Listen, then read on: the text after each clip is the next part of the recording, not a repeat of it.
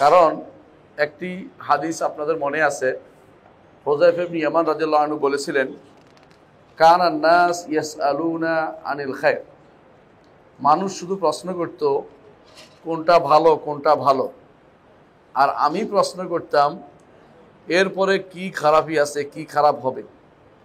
কেন প্রশ্ন করতেন? তিনি বলেছেন যে এই জন্য প্রশ্ন করতাম মাখাফাতান তুদরিকানি, যাতে এটা আমাকে পেয়ে না বসে, যাতে এটা আমাকে পেয়ে না বসে। সুতরাং একজন মানুষ ভালো মন্দ উভয়টাই জানতে হবে তাকে। সবসময় আমরা সাধারণত একদিক বলে থাকি, ভালো মন্দ উভয়টাই আমাদেরকে জানতে হবে। সবসময় আমরা একদিক বলে থাকি, আরেক দিকের খেয়াল আমরা করি না। বেশিরভাগই আমরা পজিটিভলি আলোচনা করি, বেশিরভাগ সাধারণত আলহামদুলিল্লাহ, কিন্তু কখনো কখনো নেগেটিভ আলোচনা করতে হয়। আমার নবী মুহাম্মদুর রাসূলুল্লাহ সাল্লাল্লাহু আলাইহি ওয়াসাল্লাম তিনি সাবধান করার জন্য নেগেটিভ আলোচনা প্রচুর করেছেন, মানে সাবধান করার জন্য যে এরকম হইতে পারে, এরকম হইতে পারে, এরকম হইতে পারে, তোমরা কি করবে, এটা রাসূলুল্লাহ সাল্লাল্লাহু আলাইহি ওয়াসাল্লাম বলেছেন।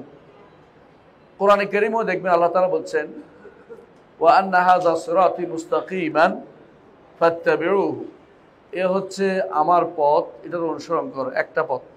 ওয়ালা তাত্তাবিউস সুবুলা ফাতাফাররাকা বিকুম আন সাবিলিহি, বিভিন্ন পথের অনুসরণ করো না, তাহলে আল্লাহর পথ থেকে তোমরা বিচ্ছিন্ন হয়ে যাবে, দূরে সরে যাবে। যালিকুম ওয়াসাকুম বিহি লাআল্লাকুম তাত্তাকুন, এ হচ্ছে তোমাদের জন্য ওসিয়ত যাতে তোমরা তাকওয়ার অধিকারী হতে পারো। সূরা আল আনআমের 153 নম্বর আয়াতে ওসিয়তটি এসেছে। এর আগে 9টি ওসিয়ত এসেছে, এটা 10 নম্বর ওসিয়ত, এটা সর্বশেষ ওসিয়ত। সর্বশেষ ওসিয়তের কারণ কি?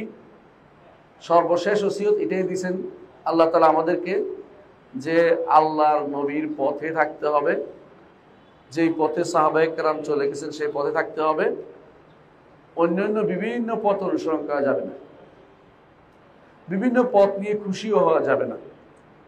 এত পথ, এত মত, সব যত মত তত পথ, এটা বলা যাবে না। বলতে হবে হেদায়েত আল্লাহ রসুল যা নিয়েছেন তাতে, হেদায়েত মুহাম্মদুর রাসূলুল্লাহ সাহাবীদের যা যেটার উপরে রেখে গেছেন সেটা, এটা মনে রাখতে হবে। কারণ রাসূলুল্লাহ সাল্লাল্লাহু আলাইহি ওয়াসাল্লাম তিনি আমাদেরকে বলেছেন যে ইহুদিরা 73 ভাগে 71 ভাগে বিভক্ত হয়েছে, নাসারারা 72 ভাগে বিভক্ত হয়েছে, এই উম্মত 73 ভাগে বিভক্ত হবে। তারপর তিনি বলেছেন যে একটি ব্যতীত বাকি সব জাহান্নামে যাবে, একটি ব্যতীত বাকি সব জাহান্নামে যাবে। যেহেতু রাসূলুল্লাহ সাল্লাল্লাহু আলাইহি ওয়াসাল্লাম আমাদেরকে বলে গেছেন, সাহাবায়ে কেরাম যা জিজ্ঞাসা করেছে, ইয়া রাসূলুল্লাহ কোনটি সেটি, রাসূলুল্লাহ সাল্লাল্লাহু আলাইহি ওয়াসাল্লাম বলেছেন মা আনা আলাইহি ইয়াউম ওয়া আসহাবি, যার উপর আজকের দিনে আমি আছি এবং আমার সাহাবীরা আছে। যেদিন রাসূলুল্লাহ সাল্লাল্লাহু আলাইহি ওয়াসাল্লাম বলেছেন এটা, যে আমার সাহাবীরা যেটার উপর আছে আমি আছি, রাসূল তো দুনিয়া থেকে চলে গেছেন, তারপর সাহাবায়ে কেরাম ছিলেন। সাহাবায়ে কেরাম 110 হিজরি পর্যন্ত জীবিত ছিলেন কেউ কেউ, এত বছর। অথচ দেখেন এই ফেরকা বিভিন্ন যে মতাদর্শ বের হয়েছে, এগুলি কিন্তু রাসূলুল্লাহ সাল্লাল্লাহু আলাইহি ওয়াসাল্লাম দুনিয়া থেকে যাওয়ার 30 বছর মধ্যেই সেগুলো সালুসি অনেকগুলো বের হয়ে গেছে। এর মধ্যে একটা হচ্ছে খারিজিরা বের হয়েছে প্রথমে, দ্বিতীয়ত বের হয়েছে শিয়ারা, দ্বিতীয় ফেরকা বের হয়েছে শিয়ারা। খারিজিদের বিরুদ্ধে যুদ্ধ করেছেন আলী ইবনে আবি তালেব রাদিয়াল্লাহু আনহু। খারিজিদেরকে তিনি কাফের হিসেবে যুদ্ধ করেছেন এটা বলেন নাই, বলেছেন যুদ্ধ করেছেন এই জন্য যেহেতু উম্মতে মুসলিমাকে ভাগ করেছে। একজন খলিফাতুল মুসলিমিন, খলিফাতুল মুসলিমিন যার ব্যাপারে জান্নাতের সুসংবাদ এসেছে, তিনি হচ্ছেন আলী ইবনে আবি তালেব রাদিয়াল্লাহু আনহু। তিনি খারিজিদের বিরুদ্ধে যুদ্ধ করেছেন, অথচ তারা কাফের না। কাফের না হওয়ার কারণ পরেও তাদের বিরুদ্ধে যুদ্ধ করেছেন, তাদেরকে হত্যা করেছেন, মেরেছেন। নাহরাওয়ানের যুদ্ধে তাদেরকে তিনি প্রায় নিচ্ছিন্ন করে ফেলছিলেন, তারা কয়েকজন ছাড়া সবাই মারা পড়েছে। এবং শেষ পর্যন্ত তিনি তাদের মধ্যে একজনকে খুঁজে পেয়ে আল্লাহ শুকরিয়া আদায় করে সেজদা করেছেন যে আমার হাবিব মুহাম্মদুর রাসূলুল্লাহ সাল্লাল্লাহু আলাইহি ওয়াসাল্লাম আমাকে আগেই বলে গেছেন, এদের আলামত সম্পর্কে বলেছে যাদেরকে আমি যুদ্ধ করব।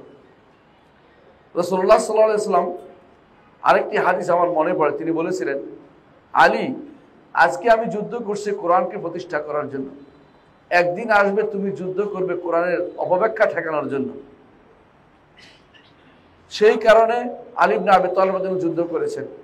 কিন্তু পরবর্তীতে আলী ইবনে আবি তালিব রাদিয়াল্লাহু আনহুকে নিয়েই একটি গোষ্ঠী তৈরি হয়ে যায় যাদেরকে শিয়া বলে। আহলুস সুন্নাত ওয়াল জামাতের অনুসারী, তাদের ইমাম হচ্ছেন আলী ইবনে আবি তালিব রাদিয়াল্লাহু আনহু। আহলুস সুন্নাত ওয়াল জামাত সাহাবায়ে কেরামের সবার মধ্য থেকে এসেছে, এটাই হচ্ছে আহলুস সুন্নাহ ওয়া আহলুল জামাআহ। আহলুস সুন্নাহ হচ্ছে আহলুর রাসূল, সুন্নাহ হচ্ছে রাসূলের মতাদর্শকে সুন্নাহ বলে। আহলুল জামাআহ অর্থাৎ আহলুস সাহাবা, জামাআহ বলতে সাহাবায়ে কেরামকে বোঝায়। এই জন্য এখনো যদি জামাআহ বলে কটা গোষ্ঠীকে বুঝায় না, কোনো দলকে বুঝায় না। আহলুল জামাআহ হচ্ছে সাহাবায়ে কেরাম, আহলুস সুন্নাত ওয়াল জামাআহ অর্থ হচ্ছে আহলুর রাসূল ও আহলুস সাহাবা। সহজেই বুঝেন।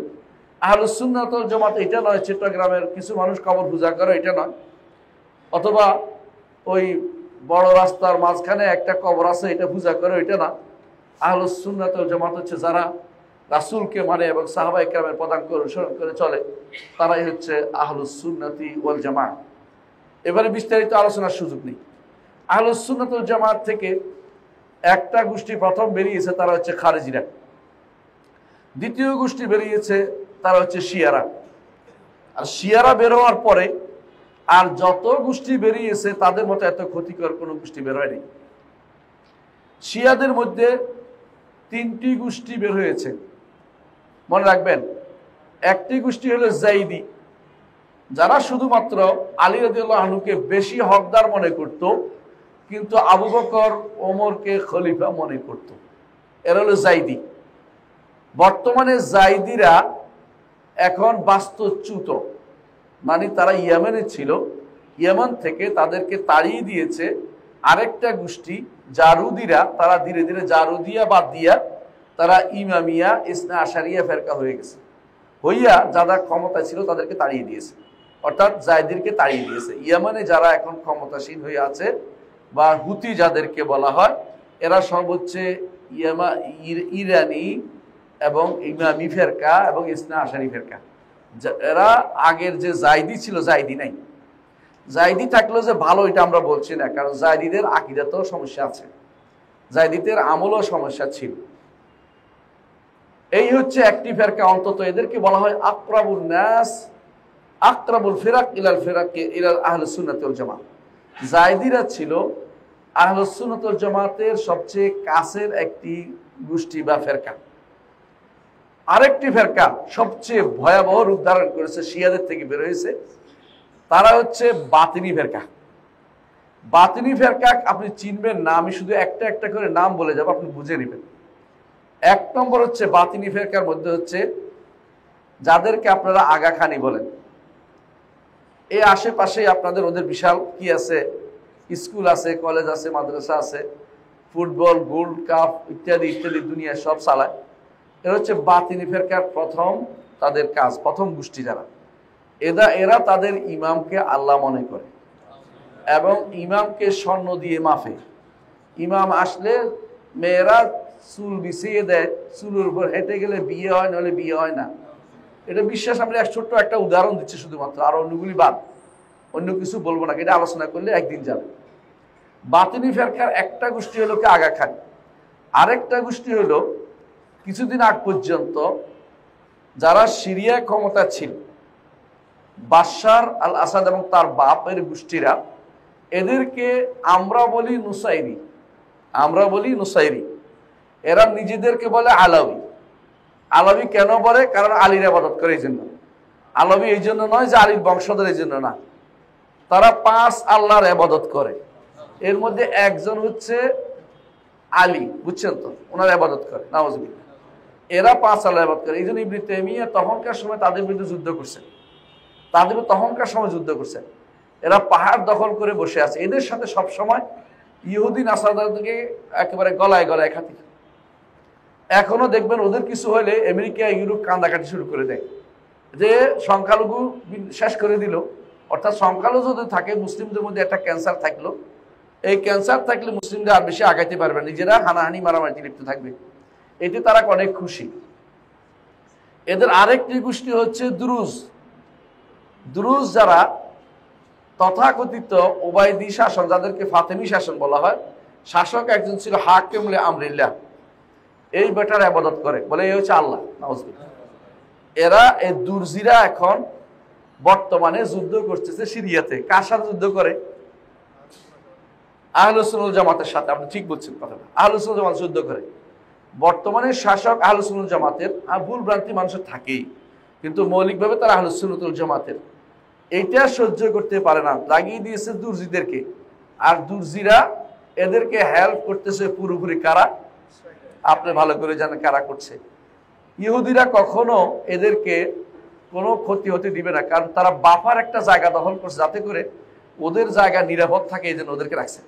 যেমনি ভাবে বাফার জায়গা রাখছে হেজবুল্লাহকে, কিসের মধ্যে? হেজবুল্লাহ তরজাইরা, এদেরকে রাখছে এই ইসরায়েল এবং লেবাননের মাঝখানে, শামের মাঝখানে একটা জায়গা রাখছে, যাতে করে তারা বাফার হিসেবে কাজ করে, তারা তাদের উপর আক্রমণ আসার আগে এদের উপর আসে। মাঝে মধ্যে তারা ভুল করে ইসরায়েলের দিকে দুই একটা ছড়ে, মানলাম, কিন্তু মূল উদ্দেশ্য ইসরায়েলকে নয়। আমি লেবানন গেছি, এই জন্য বাস্তব অবস্থা জানি। যারা জান নাই তারা বলতে পারবেন না। ওখানে ঢুকা যায় না, মুসলিমদের ঢুকা একদম নিষিদ্ধ, ওখানে ঢুকা যায় না। ভালো করে বুঝবেন, যারা গেছে তারা দেখে আসছে। আরবরা বলে যে ওয়ালাইসাল খাবরু কাল আয়ান, যে খবর সংবাদ শুনছেন, চোখে দেখে আসছে, এই জন্য বলতেছি। এত খারাপ জায়গা এরা তৈরি করেছে। তাহলে বুঝতে পারেন, দুইটি বাতিনি ফের, তিনটি বাতিনি ফেরকার কথা বলছি। আরেকটি বাতিনি ফেরকা হচ্ছে বোহরা। বোহরা আপনারা চিনেন, এরা বিভিন্ন অর্থগৃহীত, সবচেয়ে বেশি পয়সার কাজ করে, ব্যবসা করে, এবং বাংলাদেশে এদের অস্তিত্ব আছে বিশাল সংখ্যক। এদের মধ্যে কেউ কেউ বড় ক্ষমতায় আছে। আরেকটি গোষ্ঠী আছে, তাদেরকে বলা হয় বাহাই, যাদেরকে বলেন আজিজ ভাই বলেন না আপনারা, একজন দেশে ছিল কিছুদিন আগে, ওই ভাই না, এটা বাহাই। আপনারা বলতে বলতে ভাই বানাই ফেলছেন। আজিজ মোহাম্মদ ভাই একজন ছিল না, ওটা ওই গোষ্ঠীর লোক ছিল। তারাও বাতিনি ফেরকা, এরা কেউ ইমানদার না। এরা সবগুলি কিন্তু কাফের। বাতিনি ফেরকার কেউ ইমানদার নয়। বাতিনি ফেরকা আলোচনা করতে হলে আরেক দুদিন লাগবে, আমি এটা আলোচনা করব না। শুধু বলতে চাচ্ছি, শিয়াদের মধ্যে একটা গোষ্ঠী কি জাইদি, যারা আমরা বলতাম যে এরা আহলুস সুন্নাহর কাছাকাছি। আরেকটি গোষ্ঠী বাতিনি, যারা আহলুস সুন্নাহ থেকে আহলুস সুন্নাহ আবার ঈমান নিয়ে বেরিয়ে গেছে তারা। আরেকটি গোষ্ঠী আছে যারা নিজেদেরকে পরিচয় দেয় মুসলিম বলে, শিয়া বলে, অথচ তারা রাফিদি। রাফিজি শিয়া কারা? রাফিজি শিয়া কারা? রাফিজি শিয়া হচ্ছে ওই সমস্ত ব্যক্তিরা যারা আলী রাদিয়াল্লাহু আনহুকে একমাত্র হক খলিফা মনে করে, আবু বকর ওমরকে নাহক মনে করে, এবং তাদেরকে তাকফির করে, কাফের বলে। নাউজুবিল্লাহ। এই রাফিজি শিয়ারা হচ্ছে বর্তমানে ইরানে ক্ষমতাসীন। বর্তমানে ইরানে ক্ষমতাসীন রাফিজি শিয়ারা হচ্ছে হেজবুল্লাহ গোষ্ঠী। রাফিজি শিয়া হচ্ছে হুসি গোষ্ঠী। রাফিজি শিয়ারাই যখন বাশার এবং তার বাবা হাফেজ আল আসাদ, দুইজন, আসাদ নয়তো হয়তো বিড়াল, এরা যখন ক্ষমতায় ছিল, তখন কাসেম সুলাইমানি নামক রাফিজি শিয়া ১.৫ লক্ষ সুন্নি মুসলিমকে হত্যা করেছে। কম না, বাস্তুচ্যুত করেছে। কোথায়? সিরিয়াতে। আর রাফিজি শিয়ারা ইরাকে তেহরানের কসাই যে ছিল, যে বিমান দুর্ঘটনা মারা গেছে, কি নাম? রাইসি। এর দ্বারা ইরাকে সুন্নিদেরকে কচু কাটা করেছে, একদম রাখে নাই কিছু। তারপর ওর জন্য আমরা মায়া কান্না করেছি। এটা কাউকে বলবো না, আপনারা শুধু জানার জন্য বলছে। আপনি দেখেন কাকে আপনারা কার জন্য কান্নাকাটি করেন, জানা দরকার আপনার। আপনার সুন্নি ভাইদেরকে মেরে শেষ করে দিয়েছে যারা, তাদের জন্য আপনি কান্নাকাটি করেন। আর যারা যুদ্ধ করেছে ওরা হচ্ছে আপনাকে তারা ঘৃণা করে, কেমন সেটা আলোচনা করবো, আসবে ইনশাআল্লাহ। বুঝতে পারছেন যে আমরা এমন একটি গোষ্ঠী নিয়ে আলোচনা করছি যারা জায়দিও নয়, বাতিনিও নয়। আমরা আজকে আলোচনা করি এমন গোষ্ঠী যারা ক্ষমতাসীন এবং তারা ক্ষমতা এসেছে সাফাবিদের মাধ্যমে। ইরান যে এলাকায় এখন ক্ষমতায় আছে ওরা, বা বাহরাইনে যে এলাকায় এখন তারা বেশি সংখ্যাগরিষ্ঠ, বা ইরাক দখল করে সংখ্যাগরিষ্ঠ হয়েছে, বা ইয়েমেন দখল করে সংখ্যাগরিষ্ঠ হয়েছে, এরা হলো সাফাবি বলে ওদেরকে। সাফাবিদের ইতিহাস জানা দরকার আমাদের। সাফাবি বলে কেউ ছিল না। এরা কি করেছে, এলাকার কিছু লোক শিয়া হইয়া ধীরে ধীরে বাড়তে বাড়তে বাড়তে বাড়তে ক্ষমতা দখল করেছে। শাহ ইসমাইল সাফাবি বলে প্রথম তারা ইরানে ক্ষমতা দখল করে। তারপর বাড়তে বাড়তে তারা শেষ পর্যন্ত আহমদ রেজা খান পাহলভি সাফাবি ওর ক্ষমতায় ছিল।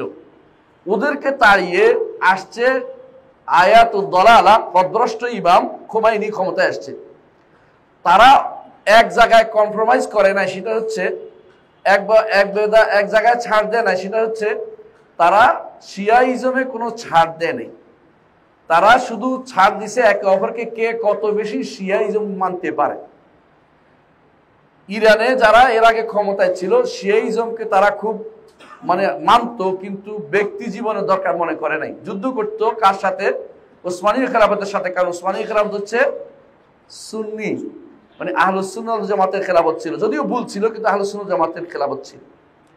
এদেরকে ধ্বংস করার পিছনে কাজ করেছে তখন সাফাবিরা। এদেরকে তাড়িয়ে দিয়ে, যেহেতু তখন ইরানের শাসন চলে গেছে, কাদের? তুরস্কের যে ওসমানী শাসন চলে গেছে, এখন যুদ্ধ করার জায়গা পায় না। তখন তারা নিজেদের মধ্যে বাড়িয়ে নিল যে আমরা আমাদের ইমাম বানায় নেব, একজন ইমাম। আসল ইমাম তো আসে না, যার আলোচনা আমরা করবো ইনশাল্লাহ। এখন একজন ইমাম বানাইলো, আমরা দিল ওয়ালায়াতুল ফাকিহ, ওয়ালিউল ফাকিহ, বা নতুন তার অবর্তমানে যারা বড় ইমামের অবর্তমানে, গায়েব ইমামের অবর্তমানে যিনি ফতোয়া দিবেন, এই জন্য ইমাম বানাইলো। এই ইমাম বানাইলো তারা, প্রথমে বানাইলো একজনকে, তারপর তারা পরবর্তী ইমাম বানাইলো। এইভাবে তারা ইমাম বানিয়েছে। এখনো তারা খোমাইনি, খামেনি এদেরকে এইভাবে ইমাম বানিয়ে যাচ্ছে। আরো অন্য ইমামও তাদের ওয়ালায়াতুল ফাকিহ আছে। তিনি বানাই তারা এখন শিয়াইজমকে প্রতিষ্ঠা করার জন্য ইজমটাকে তারা সবচেয়ে বেশি গুরুত্ব দিচ্ছে। অথচ আপনারা জানেন যে ইরান যে রাষ্ট্রটা বর্তমানে আছে, এই রাষ্ট্রটা আরবিক এলাকা, আরবিতে লিখতো। ইমাম বোখারা সামারকান্দ, তারপরে ইমাম আবু দাউদ সিজিস্তানি, ইমাম কাজবিনী, ইবনে মাজাহ আল কাজবিনী, অর্থাৎ আমাদের বড় বড় ইমামরা সব কোন এলাকায় ছিলেন? বর্তমান ইরানের। আবু হানিফা তিনি এই বর্তমান ইরান এলাকার লোক ছিলেন, তার বাপদাদারা ওখানেই থাকতেন। তাদেরকে তাড়িয়ে দিয়ে এমনভাবে মারা হলো যে বর্তমানে ইরানে বলা হয় 10% সুন্নি আছে আর সব শিয়া। বর্তমানে ইরানের তেহরানে একটা সুন্নি মসজিদ নাই, সবগুলিকে তারা ধ্বংস করে দিয়েছে, ভেনিশ করে দিয়েছে। আপনি যদি কেবল বলেন জানেন, বাড়াবাড়ি একদম আপনি সাক্ষাৎকার দেখেন, কুয়েতের যে ছিল, অ্যাম্বাসেডর ছিল, তিনি বলতেছে আমি শুধু আমার এমবেসির ভিতরে একটা নামাজের জায়গা করেছি, তারপর চিঠি দিয়ে আমাকে জানানো হলো এইভাবে নামাজের জায়গায় নামাজ পড়া বাইরের লোক ডেকে নামাজ পড়া যাবে না, আপনাদের এখানে বাইরের লোক যেন না ঢুকে সেটার ব্যবস্থাপনা করতে হবে। কারণ আশেপাশের সমস্ত অ্যাম্বাসেডররা এখানে নামাজ পড়তে, কারণ নামাজ পড়ার জায়গা পায় না তারা। আর জানেন যে আরবরা জামাতে নামাজ না পড়লে মনে করে তাদের মন ভরে না, তারা জামাতে না ছাড়া নামাজ পড়তে পারে, তাদের অভ্যস্ত না। এই জন্য কেন সেটা করেছে অ্যাম্বাসেডর, আপনি সাক্ষাৎকার নামে বুঝতে পারবেন যে কি করেছে। বাকিটা বললাম না, অর্ডার দিয়ে নিষেধ করে দিয়েছে না, কোনো সুন্নি আলাদা মসজিদ থাকতে পারবে না, শিয়া সুন্নি ভাগ করা যাবে না, শুধুমাত্র এই জন্য তাদেরকে কিছু দেয়া যাবে না। এই জন্য ইরানের সংবিধানে শিয়াদেরকে সুন্নিদেরকে সংখ্যালঘু হিসাবে উপস্থাপন করা হয়েছে। ইরানের সংবিধানে বলা হয়েছে রাষ্ট্রপ্রধান হবে শিয়া এবং এই জাফরি, তাদেরকে বলা ইমামি, এবং পার্লামেন্টের সদস্য হবে ইমামি। পার্লামেন্ট সদস্য বুঝছেন তো, নির্ধারিত করা আছে। পুলিশ সদস্য হবে ইমামি, এবং সেনাবাহিনীর সদস্য হবে ইমামি। পৌরসভার যে সমস্ত কর্মচারী তারা হবে ইমামি।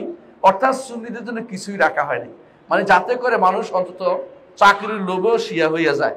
তারপরে যদি শিয়া না হয় তাদেরকে হত্যা করার জন্য একটা দুইটা নয়, ইন্টারনেটে আপনি সার্চ দিবেন যে ইরানের সুন্নি হত্যা, দেখবেন যে কত ছবি আপনার কাছে আসে, হাজার হাজার ছবি আসে উপস্থিত হবে যে এটার মারছে ওইটার মারছে। কিন্তু আমরা কিছুই জানি না, আমরা অন্ধকারে বসে থাকি। আমরা শুধু খুশি হইয়া বসে রয়েছে সুন্নি জয় জয় জয়কার। কার বিরুদ্ধে জয় নিচ্ছে তারা?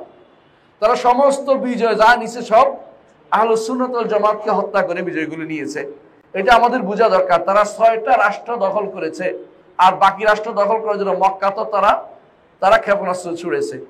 এদের সম্পর্কে আমাদের জানা দরকার। আমরা নতুন কাউকে কিছু বলছি না, যারা বর্তমানে আছে এদের আকীদা বিশ্বাস কি, এই বিষয়টা নিয়ে আমরা শুধুমাত্র আলোচনা করতে চাচ্ছি। বর্তমানে যারা আছে এদের আকীদা বিশ্বাস কি এটা জানা দরকার। প্রথমেই আসেন বর্তমানে যারা আছে এদের আকীদা বিশ্বাস কি। আমি এই বইগুলি এনেছি শুধু দলিল দেওয়ার জন্য। দলিল দিতে গেলে সারাদিন শেষ হবে। ওদের বই থেকে দলিল দিব একটা একটা করে, এত সময় আমি পাবো না। শুধু আমি আপনারা বিরক্ত হয়ে যাবেন, শুধু মৌলিক বিশ্বাসগুলি বলে যাব। আপনি বলবেন তারপরে ইসলামের কোন জায়গায় তারা পড়ে আপনি বলবেন। আমি এখানে বসে বসে নামাজের পরে নোট করেছি, এতে আমি 10 রকমের নোট করেছি, আপনাকে শোনাবো 10 জায়গায় তাদের বিভ্রান্তি। 10 পড়েছি তিলকা আশাতুন কামলা, এরপরও আছে। সলাতের ব্যাপারে পরে আলোচনা করব। প্রথমত আসেন আল্লাহ সম্পর্কে তাদের আকীদা কি। আল্লাহ সম্পর্কে তাদের আকীদা কি? আমরা কি মনে করি আল্লাহ তাআলা তিনি সর্বজ্ঞ, সবকিছু জানেন, এটা বিশ্বাস করি না। তাদের প্রথম বিশ্বাস হইল আকীদাতুল বাদা। বাদা অর্থ হচ্ছে আল্লাহ আগে জানতেন না, পরে জানেন। এই কথা যদি বলেন দলিল দিতে আমি আপনাকে একটা একটা করে পড়ে শোনাতে পারবো, রাত শেষ হয়ে যাবে। ওদের গ্রন্থের মধ্যে উল্লেখ আছে, এদের গ্রন্থে কুলাইনি তার কাফি যেটা আলোচনা আসবে, এই গ্রন্থে সেটার মধ্যে অনেক আছে। অন্যান্য গ্রন্থের মধ্যে তাদের আছে যে এই গ্রন্থ গ্রহণযোগ্য। অনেকে বলতে পারে আপনি যে সমস্ত গ্রন্থ বলছেন এগুলি গ্রহণযোগ্য না। একটা গ্রন্থ গ্রহণযোগ্য বাদে বলবো না, কারণ আমরাও জানি যে আমাদের পক্ষেও বদনামি করলে অন্য কারো দিয়ে গ্রহণযোগ্য। তাদের গ্রন্থ থেকে শুধু বলি যে গ্রন্থ তাদের কাছে বেশি, যে ইমামরা তাদের কাছে গ্রহণযোগ্য, ওদের বক্তব্য থেকে শুধুমাত্র বলবো। এই বাদা অর্থ হচ্ছে আল্লাহ আগে জানতেন না, নইলে অবস্থা হইতো না। কারণ অনেকেই প্রশ্ন করতো কেন যদি আল্লাহ জানতেন যে আবু বকর ওমর খেলাফত নিবে তো আল্লাহ কেন বদলাইলেন না? তো বলছে বাদা আল্লাহ, মানে আল্লাহ আগে জানেন নাই পরে জানছেন। বুঝছেন তো ঘটনা? তো যদি কোনো আলী রাদিয়াল্লাহু আনহুকে কেউ হত্যা করবে আল্লাহ আগে ইয়া করলেন না কেন? বাদা আল্লাহ, আল্লাহর উপর পরে জাহির হয়েছে, আগে জাহির হয় নাই, আগে প্রকাশ পায় নাই। হুসাইন কারবালায় কেন মারা গেল? বাদা আল্লাহ। বুঝছেন তো? সব আল্লাহ জানতো না, আগে পরে জানিছে।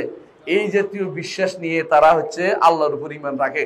যদি বলেন যে আমি ভুল বলছি, আমি একটা একটা করে পড়ে শোনাবো, দেখবেন সারা শেষ হবে না ওদের গ্রন্থ থেকে। এবং আমি এই জন্য দাগ দিয়ে আনছি, যদি কোনো কেউ অস্বীকার করে আমি দেখাবো যে তাদের কোন গ্রন্থে কি বলা হয়েছে। অস্বীকার করার কোনো জো নাই, এবং তারা এটা স্বীকার করে নিজেদের মধ্যে। 2 নম্বর, আল্লাহর ব্যাপারে আরেকটি আকীদা কি, তাওহীদের ব্যাপারে। আমাদের তাওহীদের আকীদা হচ্ছে শাহাদাতু আল্লা ইলাহা ইল্লাল্লাহ ওয়া আন্না মুহাম্মাদুর রাসূলুল্লাহ, তাওহীদের রিসালাতের আকীদা। একজন মানুষ যদি বলে এটা উমিরতু আন উকাতিলান নাস হাত্তা ইয়াশহাদু আল্লা ইলাহা ইল্লাল্লাহ ওয়া আন্না মুহাম্মাদুর রাসূলুল্লাহ, এটাই রাসূলুল্লাহ সাল্লাল্লাহু আলাইহি ওয়াসাল্লাম নির্দেশ দিয়েছে এটার উপরে যুদ্ধ করতে।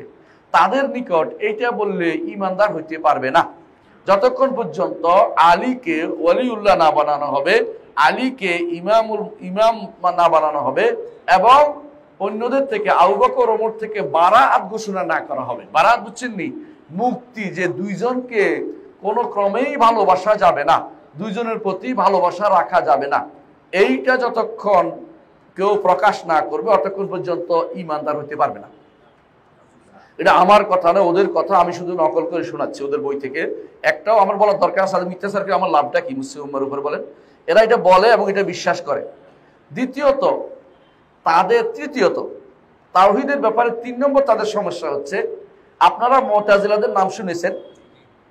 মুতাজিলারা কি করেছে? যত রকমের অত কিছু, কোরআনকে তারা মাখলুক বলে, সৃষ্ট বলেছে, তাই না? এবং মুতাজিলা আল্লাহর সিফাতগুলি অস্বীকার করেছে। আল্লাহর নামগুলিকে একটি নাম হিসেবে গ্রহণ করে নিয়েছে, আর কোনো নাম, তার অর্থপূর্ণ নাম নেই। মুতাজিলারা যত রকমের অপকর্ম করেছে। মুতাজিলাদের সমস্ত আকীদা এরা গ্রহণ করে। শুনছেন কথাটা? মানে বর্তমান শিয়ারা মুতাজিলাদের সমস্ত আকীদা পোষণ করে, একটাও বাদ দেয় না। এর অর্থ হচ্ছে আপনি যে মুতাজিলার বিরুদ্ধে দাঁড়িয়েছিলেন ইমাম আহমদ ইবনে হাম্বল, কিসের মতো? পর্বত সম দাঁড়িয়েছিলেন। তারা একই আকীদা বর্তমানে কারা পোষণ করে? শিয়ারা পোষণ করে। শিয়ারা মানে এই রাফিদিরা পোষণ করে, বর্তমান ইরানিরা পোষণ করে, এবং তাদের অনুসারী যারা আছে আমাদের দেশে হোক এবং বিভিন্ন দেশে, তারা একই আকীদা পোষণ করে থাকে। এই ব্যাপারে কোনো করার কোনো সুযোগ নেই, বিরোধিতা করার সুযোগ, তারা এটা স্পষ্ট তাদের কিতাবে লেখা আছে, তাদের এটা বলেও।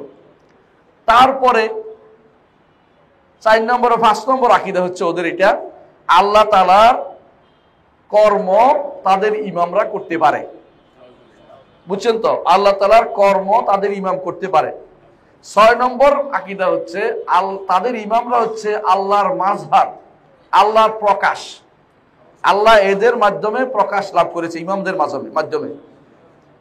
7 নম্বর আকীদা হচ্ছে তাদের এটা, আল্লাহর বড় বড় গুণগুলো তাদের ইমামদের রয়েছে।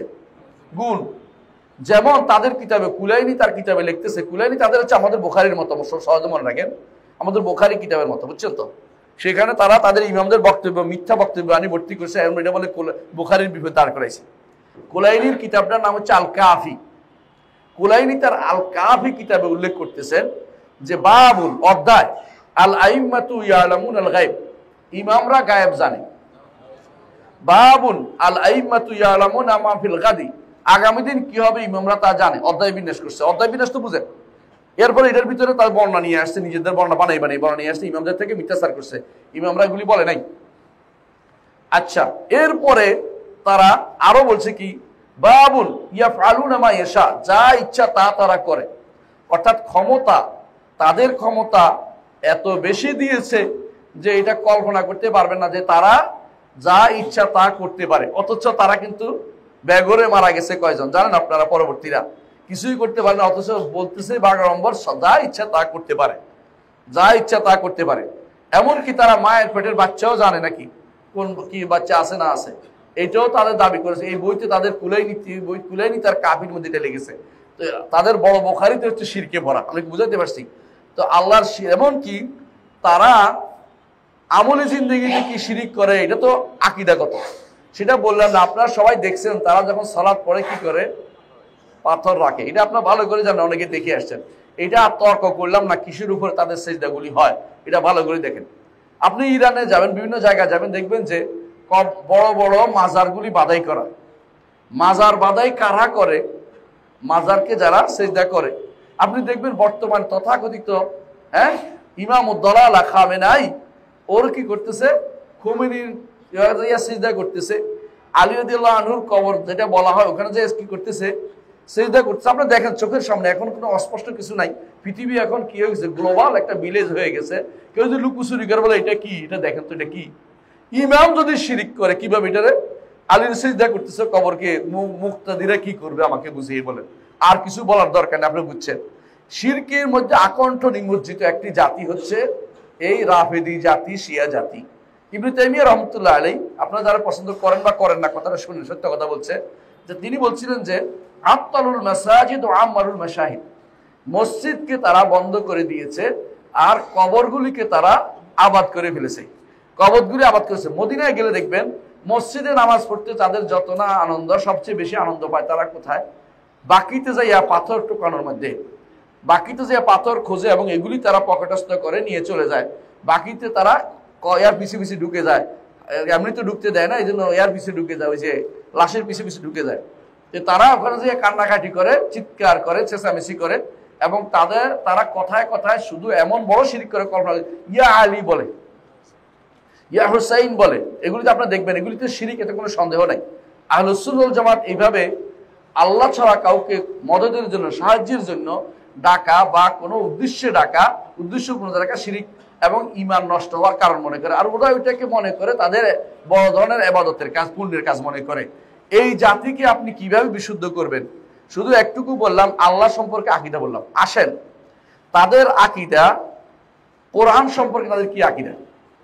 কোরআনে কারীম সম্পর্কে তাদের আকীদা হচ্ছে এই কোরআন, এই কোরআন। আমি একটা একটা করে নস পড়লে আপনি আশ্চর্য হবেন। আমি কি জন্য এখানে আনছি, এহসান আলাই জহিরের এই বইটা, এটার মধ্যে লেখা আছে আশিয়াতু ওয়াল কোরআন, শিয়ারা কোরআন সম্পর্কে কি আকীদা পোষণ করে। এটা এত বড় বইটা, বুঝছেন তো কি, এই পুরোটার মধ্যে ওদের বই থেকে নিয়ে আসছে। উনি খুবই বড় গবেষক ছিলেন, এহসান আলাই জহির রাহমাহুল্লাহ।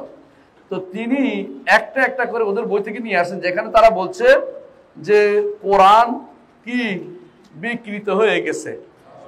এই কোরআন সেই কোরআন নয় যে কোরআন মুহাম্মদুর রাসূলুল্লাহ সাল্লাল্লাহু আলাইহি ওয়াসাল্লামের উপর নাজিল হয়েছে। আরেকটা বলছে যে এই কোরআন নাকি, তারা এটা বলে, বিকৃতও বলে না, আবার কেউ কেউ তাদের মধ্যে এটা বলে যে এই কোরআন আবু বকর ওমর তৈরি করেছে, নাউজুবিল্লাহ, এটাও তারা বলে। এবং কেউ কেউ বলে এই কোরআনে, কেউ কেউ ওদের বইতে আছে, এই কোরআনে আয়াত সংখ্যা ছিল 17,000। আমাদের কোরআন আয়াত কত? 6,200, ঠিক না? এটাও শিয়ারা বানাইছে, ওরা এটা বানাইছে। আসলে 6,236টা অথবা 6,226টা, এটা হলো আসলে কোরআনের কি আয়াত সংখ্যা। এর বাইরে যারাই বলে তারা মনে করে যে কিছু আয়াত ফালাই দিছে, নাউজুবিল্লাহ। এরা এটা বলে যে আর আল্লাহ কোরআন কি হয়েছে, ফেলে দেওয়া হয়েছে, এর বিকৃত হয়ে গেছে, তারা বিশ্বাস করে এটা। এমনকি তাদের মধ্যে একটা গোষ্ঠী মনে করে যে মুসহাফে ফাতেমা আছে। মুসহাফে ফাতেমা বুঝছেন না? আমাদের নিকট মুসহাফকে, মুসহাফ মানে যিনি লিখছেন কে? ওসমান। আমরা বলি মুসহাফুল ইমাম বা ওসমান রাদিয়াল্লাহু আনহু লিখিত কোরআন। তিনি লিখে জায়গায় জায়গায় পাঠাইছেন, দেশে দেশে পাঠাইছেন। সাহাবায়ে কেরাম হাফেজ ছিলেন, তারা বলছেন তিনি লিখে লিখে থেকে নুসখা থেকে কপি থেকে লিখে পাঠাইছেন। ওদের নিকট একটা এই যে আমাদের কাছে যে কোরআন আছে এর একটা হরফও নাই। মুসহাফে ফাতেমাতে যা আছে এতে আমাদের এই কোরআনে একটা হরফও নাই। মুসহাফে ফাতেমা নিয়ে আসবে কে? তাদের 12 নম্বর ইমাম যে গর্তে ঢুকে গেছে, তিনি যখন আসবেন তখন তিনি মুসহাফে ফাতেমা নিয়ে আসবেন, বুঝছেন তো? নাউজুবিল্লাহ। ইমানদার কি বলতে পারে? তাদের আরেকটি বিশ্বাস হচ্ছে এরকম অনেকগুলো সূরা যেগুলো আলীর শানে নাজিল হয়েছে, এগুলি সব আবু বকর ওমরে ফালাই দিছে, নাউজুবিল্লাহ। এই জন্য এত মিথ্যাচার তারা করে। মিথ্যাচার করতে করতে এমনও বলছে যে সূরাতুল ওয়ালায়া নামক একটা সূরা ছিল। ওয়ালায়া বুঝছেন তো? মানে ওলি, জাআলনা ওয়ালিয়ান আলিয়ান সেহরাক, বলছে ওখানে কি আলাম নাশরাহ লাকা সাদরাক ওয়া ওয়াদানা আনকা উজরাক। এরপরে বলতে বাড়াই দিছে ও জাআলনা আলিয়ান সেহরাক, আলীকে আপনার জামাই করেছি, জামাই বানিয়েছি। এরপরে ওটার মধ্যে আরো আয়াত, তারা অনেকগুলো আয়াত, একটা দুইটা নয়। যদি আপনি ইহসান আলাই জহিরের বইটা পড়েন, তাদের বই থেকে আনছে, স্পষ্ট পাবেন। অনেকে বলেন যে এই বই থেকে আনছে, বইটা কই? বইগুলিও নেটে আছে, আপনি সার্চ দিবেন, একটা সূরা সহ আসবে, কষ্ট নাই। এখন আর কোনো কিছু লুকানো পারতে না, কারণ ওরা লুকাইলে অন্যরা বের করে দেখাই দিচ্ছে, বুঝছেন না কথাটা? আপনি পাবেন একটা ছোট্ট বই আছে, এত বড়, ছোট মানে অন্তত 250 পৃষ্ঠার। ওইটার মধ্যে ওলামা শিয়া ইয়াকুলুন, শিয়ারা বলে, এরপর সাথে বইয়ের ছবি তুলে দিয়েছে। ওলামা শিয়া ইয়াকুলুন বইটা অনুবাদ হয়েছে, যদি বের করে আপনার আলো সহ দেখতে পাবেন ইনশাআল্লাহ। এটা বের করার ইচ্ছা আছে, সময় পাইলে ইনশাআল্লাহ।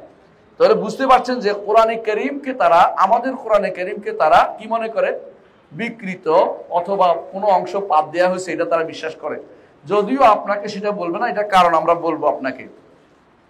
রসুলের হাদিস সম্পর্কে কি তাদের মত, রসুলের হাদিস সম্পর্কে কি তাদের মত, এটার উপরে ইহসান আলাই জহির রহমতুল্লাহ আলাইহি একটা বই লিখছেন, আশরিয়াতু ওয়াস সুন্নাহ, শিয়ারা সুন্নাহর উপরে কি আকীদা পোষণ করে, এর উপরে। এত বড় বই তো বলার উপায় নেই, আমি শুধু সংক্ষেপে কয়েকটা জিনিস বলবো।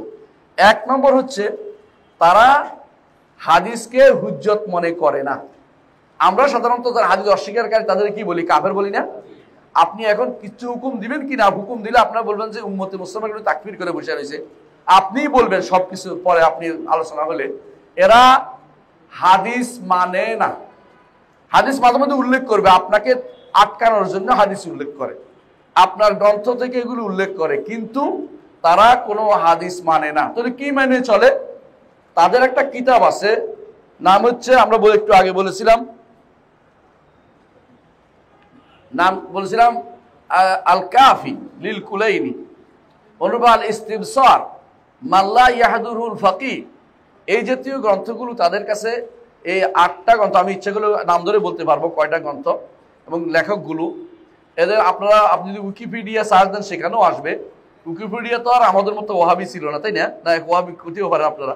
ওদের গ্রন্থ ওরা ওরাই উল্লেখ করে, এগুলি হচ্ছে তাদের গ্রহণযোগ্য কথা। ওই গ্রহণযোগ্য কথার মধ্যে আছে যে সুন্নিদের গ্রন্থ, যে সমস্ত গ্রন্থ আছে, ওদের লোকদের কথা গ্রহণ করা যাবে না, কারণ তারা ইমানদারই হইতে পারে নাই। আলীকে তো তারা কি মানে নাই? একমাত্র খলিফা মানে নাই, প্রথম খলিফা মানে নাই। এই জন্য তাদের ইমানদার হওয়া থেকে দূরে সরে গেছে। কথা কি বুঝছেন কিনা? এই জন্য তাদের কোনো হাদিস নেওয়া যাবে না।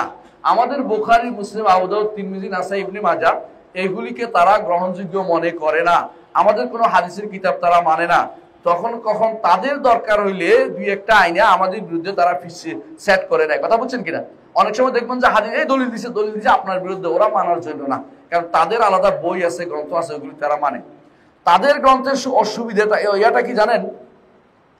আমাদের ওদের গ্রন্থের অসুবিধা হচ্ছে ওরা যদি কোনো কেবল, ওদের নিয়ম হচ্ছে এটা, কোনো ব্যক্তি যদি কেবল একটা হাদিস বানিয়ে বলে যে এটা আবু আব্দুল্লাহ আলাইহিস সালাম বলছে, অর্থাৎ তাদের 12 ইমামের মধ্যে 11 ইমামের মধ্যে কোনো একজন বলছে, তাতে এটা শুদ্ধ, সনদ থাকুক আর না থাকুক। এরকম যদি হয় তাহলে বুঝতে হবে, আচ্ছা সেটা এরকম যদি হয় বুঝতে হবে যে দ্বীনের কোনো অস্তিত্ব থাকবে না। কারণ আমরা কি বলি, আল ইসনাদু মিনাদ দ্বীন লাউলাল ইসনাদ লাকালা মাশা মানশা মাশা। ইমাম মুসলিম তার কিতাবের মুকাদ্দিমার মধ্যে বলেছেন, মুহাম্মদ ইবনে সিরিন রাহিমাহুল্লাহ বলেছেন, এবং এটা হাদিসেও আছে, দুরুল হাদিসে। অনেকে আমার উপর খেপে গেছেন একবার এটা বলার কারণে, যাক শুনে, এটা হাদিসেও আসছে, কিন্তু এটা দুরুল হাদিস, কিন্তু মুহাম্মদ ইবনে সিরিন কওল হিসেবে এটা শুদ্ধ। তিনি কি বলেছেন যে দ্বীনের মূল হচ্ছে সনদ, আমাদের দ্বীনের সৌন্দর্য হচ্ছে সনদ। সনদ দিয়ে বলতে হবে, সনদ মানে বর্ণনা পরম্পরা বলতে হবে। আপনি কার থেকে শুনছেন, রসুল বলছেন বললে হবে না, রসুল কোথায় বলছেন, যিনি বলছেন তার কে বলছেন, গ্রহণযোগ্য ব্যক্তি কিনা, সনদে কোনো সমস্যা আছে কিনা দেখা, এটা দায়িত্ব কার?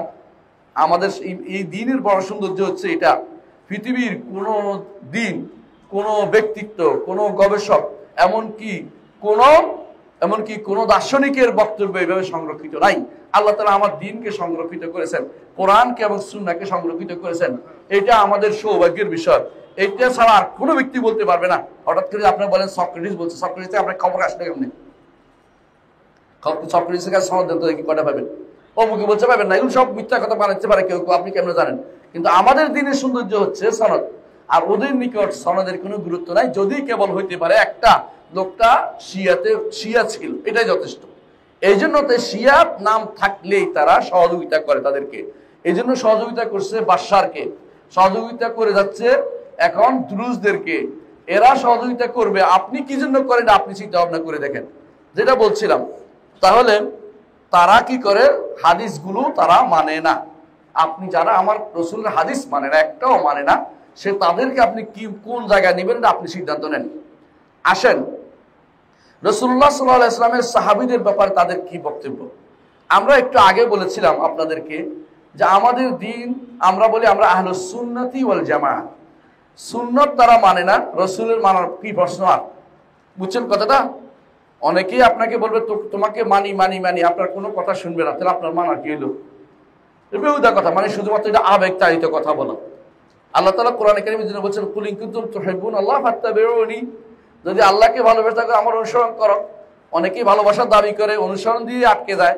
এটা বলে মেহনা, পরীক্ষা হয় এটা দিয়ে, কাকে কত রসুলকে ভালোবাসে, কে অনুসরণ করেছে, এর মাধ্যমে পরীক্ষা হয়ে যায় যে আসলে রসুলকে ভালোবাসে কিনা, নাকি তথাকথিত আশেকে রসুল।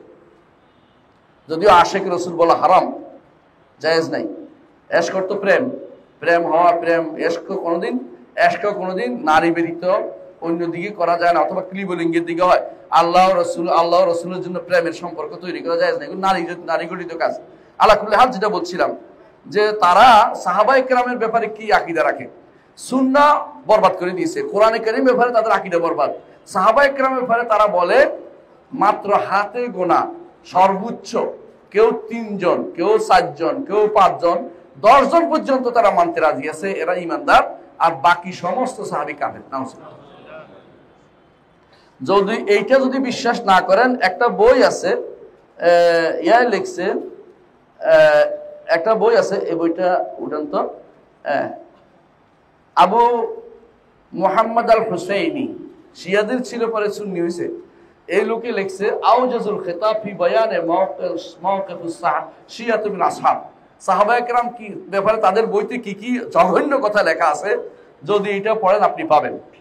এদের মধ্যে তারা আশারা মুবাশশারার নামে এত অপবাদ দেয়, এত মিথ্যাচার করে, যাদেরকে জান্নাতের সুসংবাদ দেওয়া হয়েছে, এদের ব্যাপারে কি অপবাদ দেয় আপনি শুনলে কানে তালা দিবেন, শুনতে পারবেন না, আপনি সহ্য করতে পারবেন না। যেখানে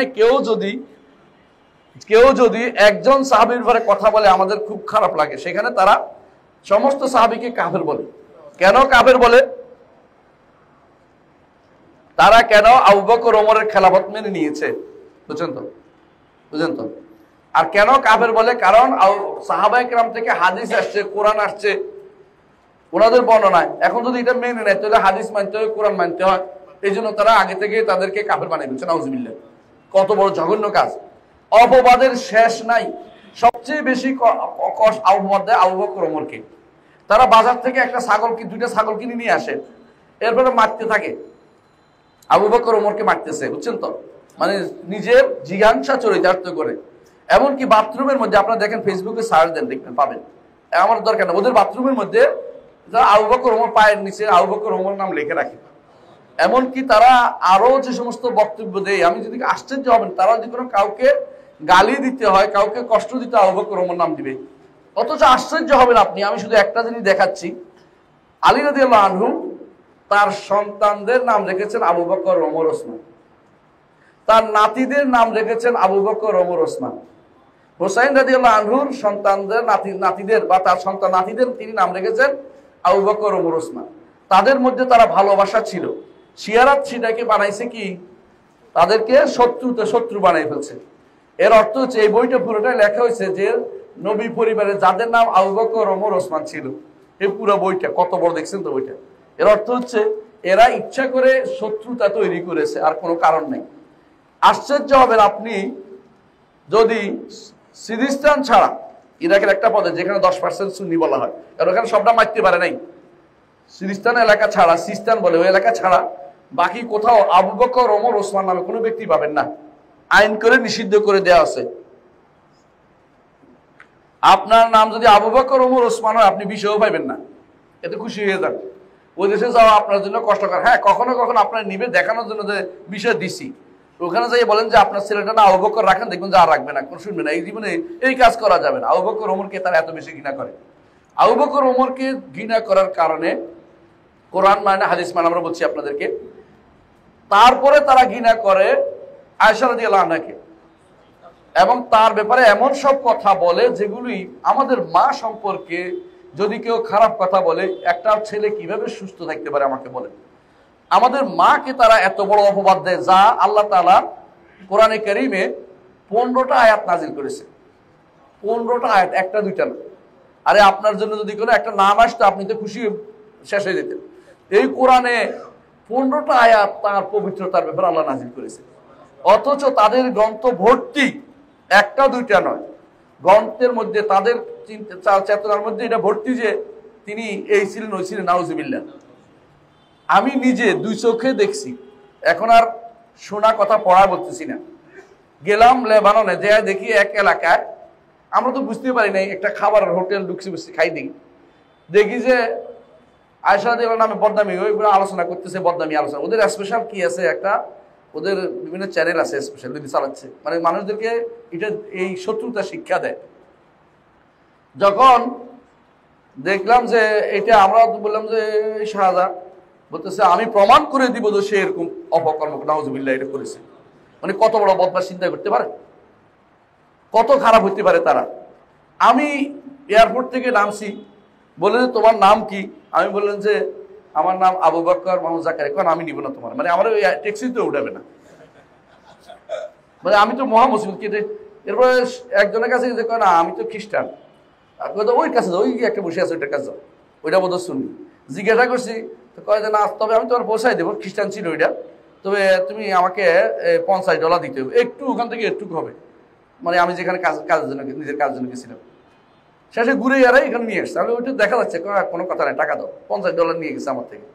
তো আমি যে ওখানে বলছি, ওরা তোমার ঠকাইছে, কারণ তুমি যখন দেখছি মুসলিম, এরা এত একটা খারাপ রাষ্ট্র এটা লেবানন, কেউ কাউকে কোনো সহযোগিতা করতে রাজি নেই, মানে নিজের দল ছাড়া কারো সহযোগিতা করে না। এমনকি ডলার দিলে নিবে, ওদের যে লিরা দিলে নিবে না, করে না না লিরা দিও না, টাকা ডলার দাও, কারণ যে কোনো সময় পালাইতে পারে তারা জানো। এই হচ্ছে ওদের অবস্থা। ওইটাও বাড়তি কথা বললাম, কিন্তু মূল জিনিস হচ্ছে আয়েশা রাদিয়াল্লাহু আনহা সম্পর্কে তারা সবচেয়ে বেশি মারাত্মক কি করে অপবাদ দেয়, যেটা মুখে উচ্চারণ করার মতো আমাদের কাছে নাই। যুগে যুগে ইমামরা এই কারণে ওদেরকে কাফের বলছে।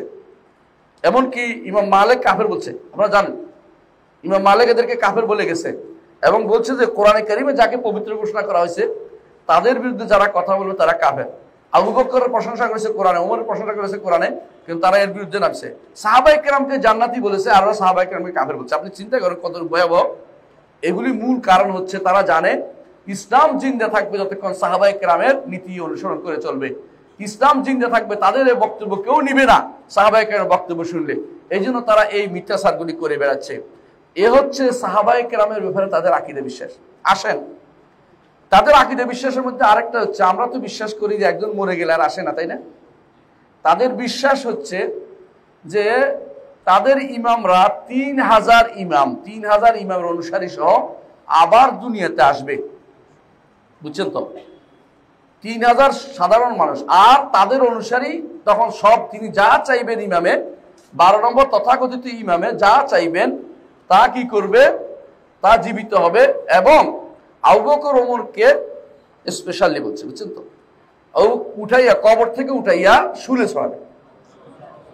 ওদের বইতে এটা লেখা আছে ভাই, আমি কোনো নিজের থেকে বলি না, আসহাবুল কিরাম বইটা দেখেন পাইবেন। তারপরে এটা বলছে যে বনি সাইবা, যাদের হাতে কাবার ছাবি আজ পর্যন্ত আছে, এখন পর্যন্ত যত শাসকে আসছে এটা নেয় নাই। কেন নেয় নাই? রাসূলুল্লাহ সাল্লাল্লাহু আলাইহি ওয়াসাল্লাম বলছেন, খুযুহা খালিদা তালিনা, এই চাবি তোমার হাতে দিলাম, তোমার চিরস্থায়ীভাবে তোমার সন্তানরা নিবে। এটা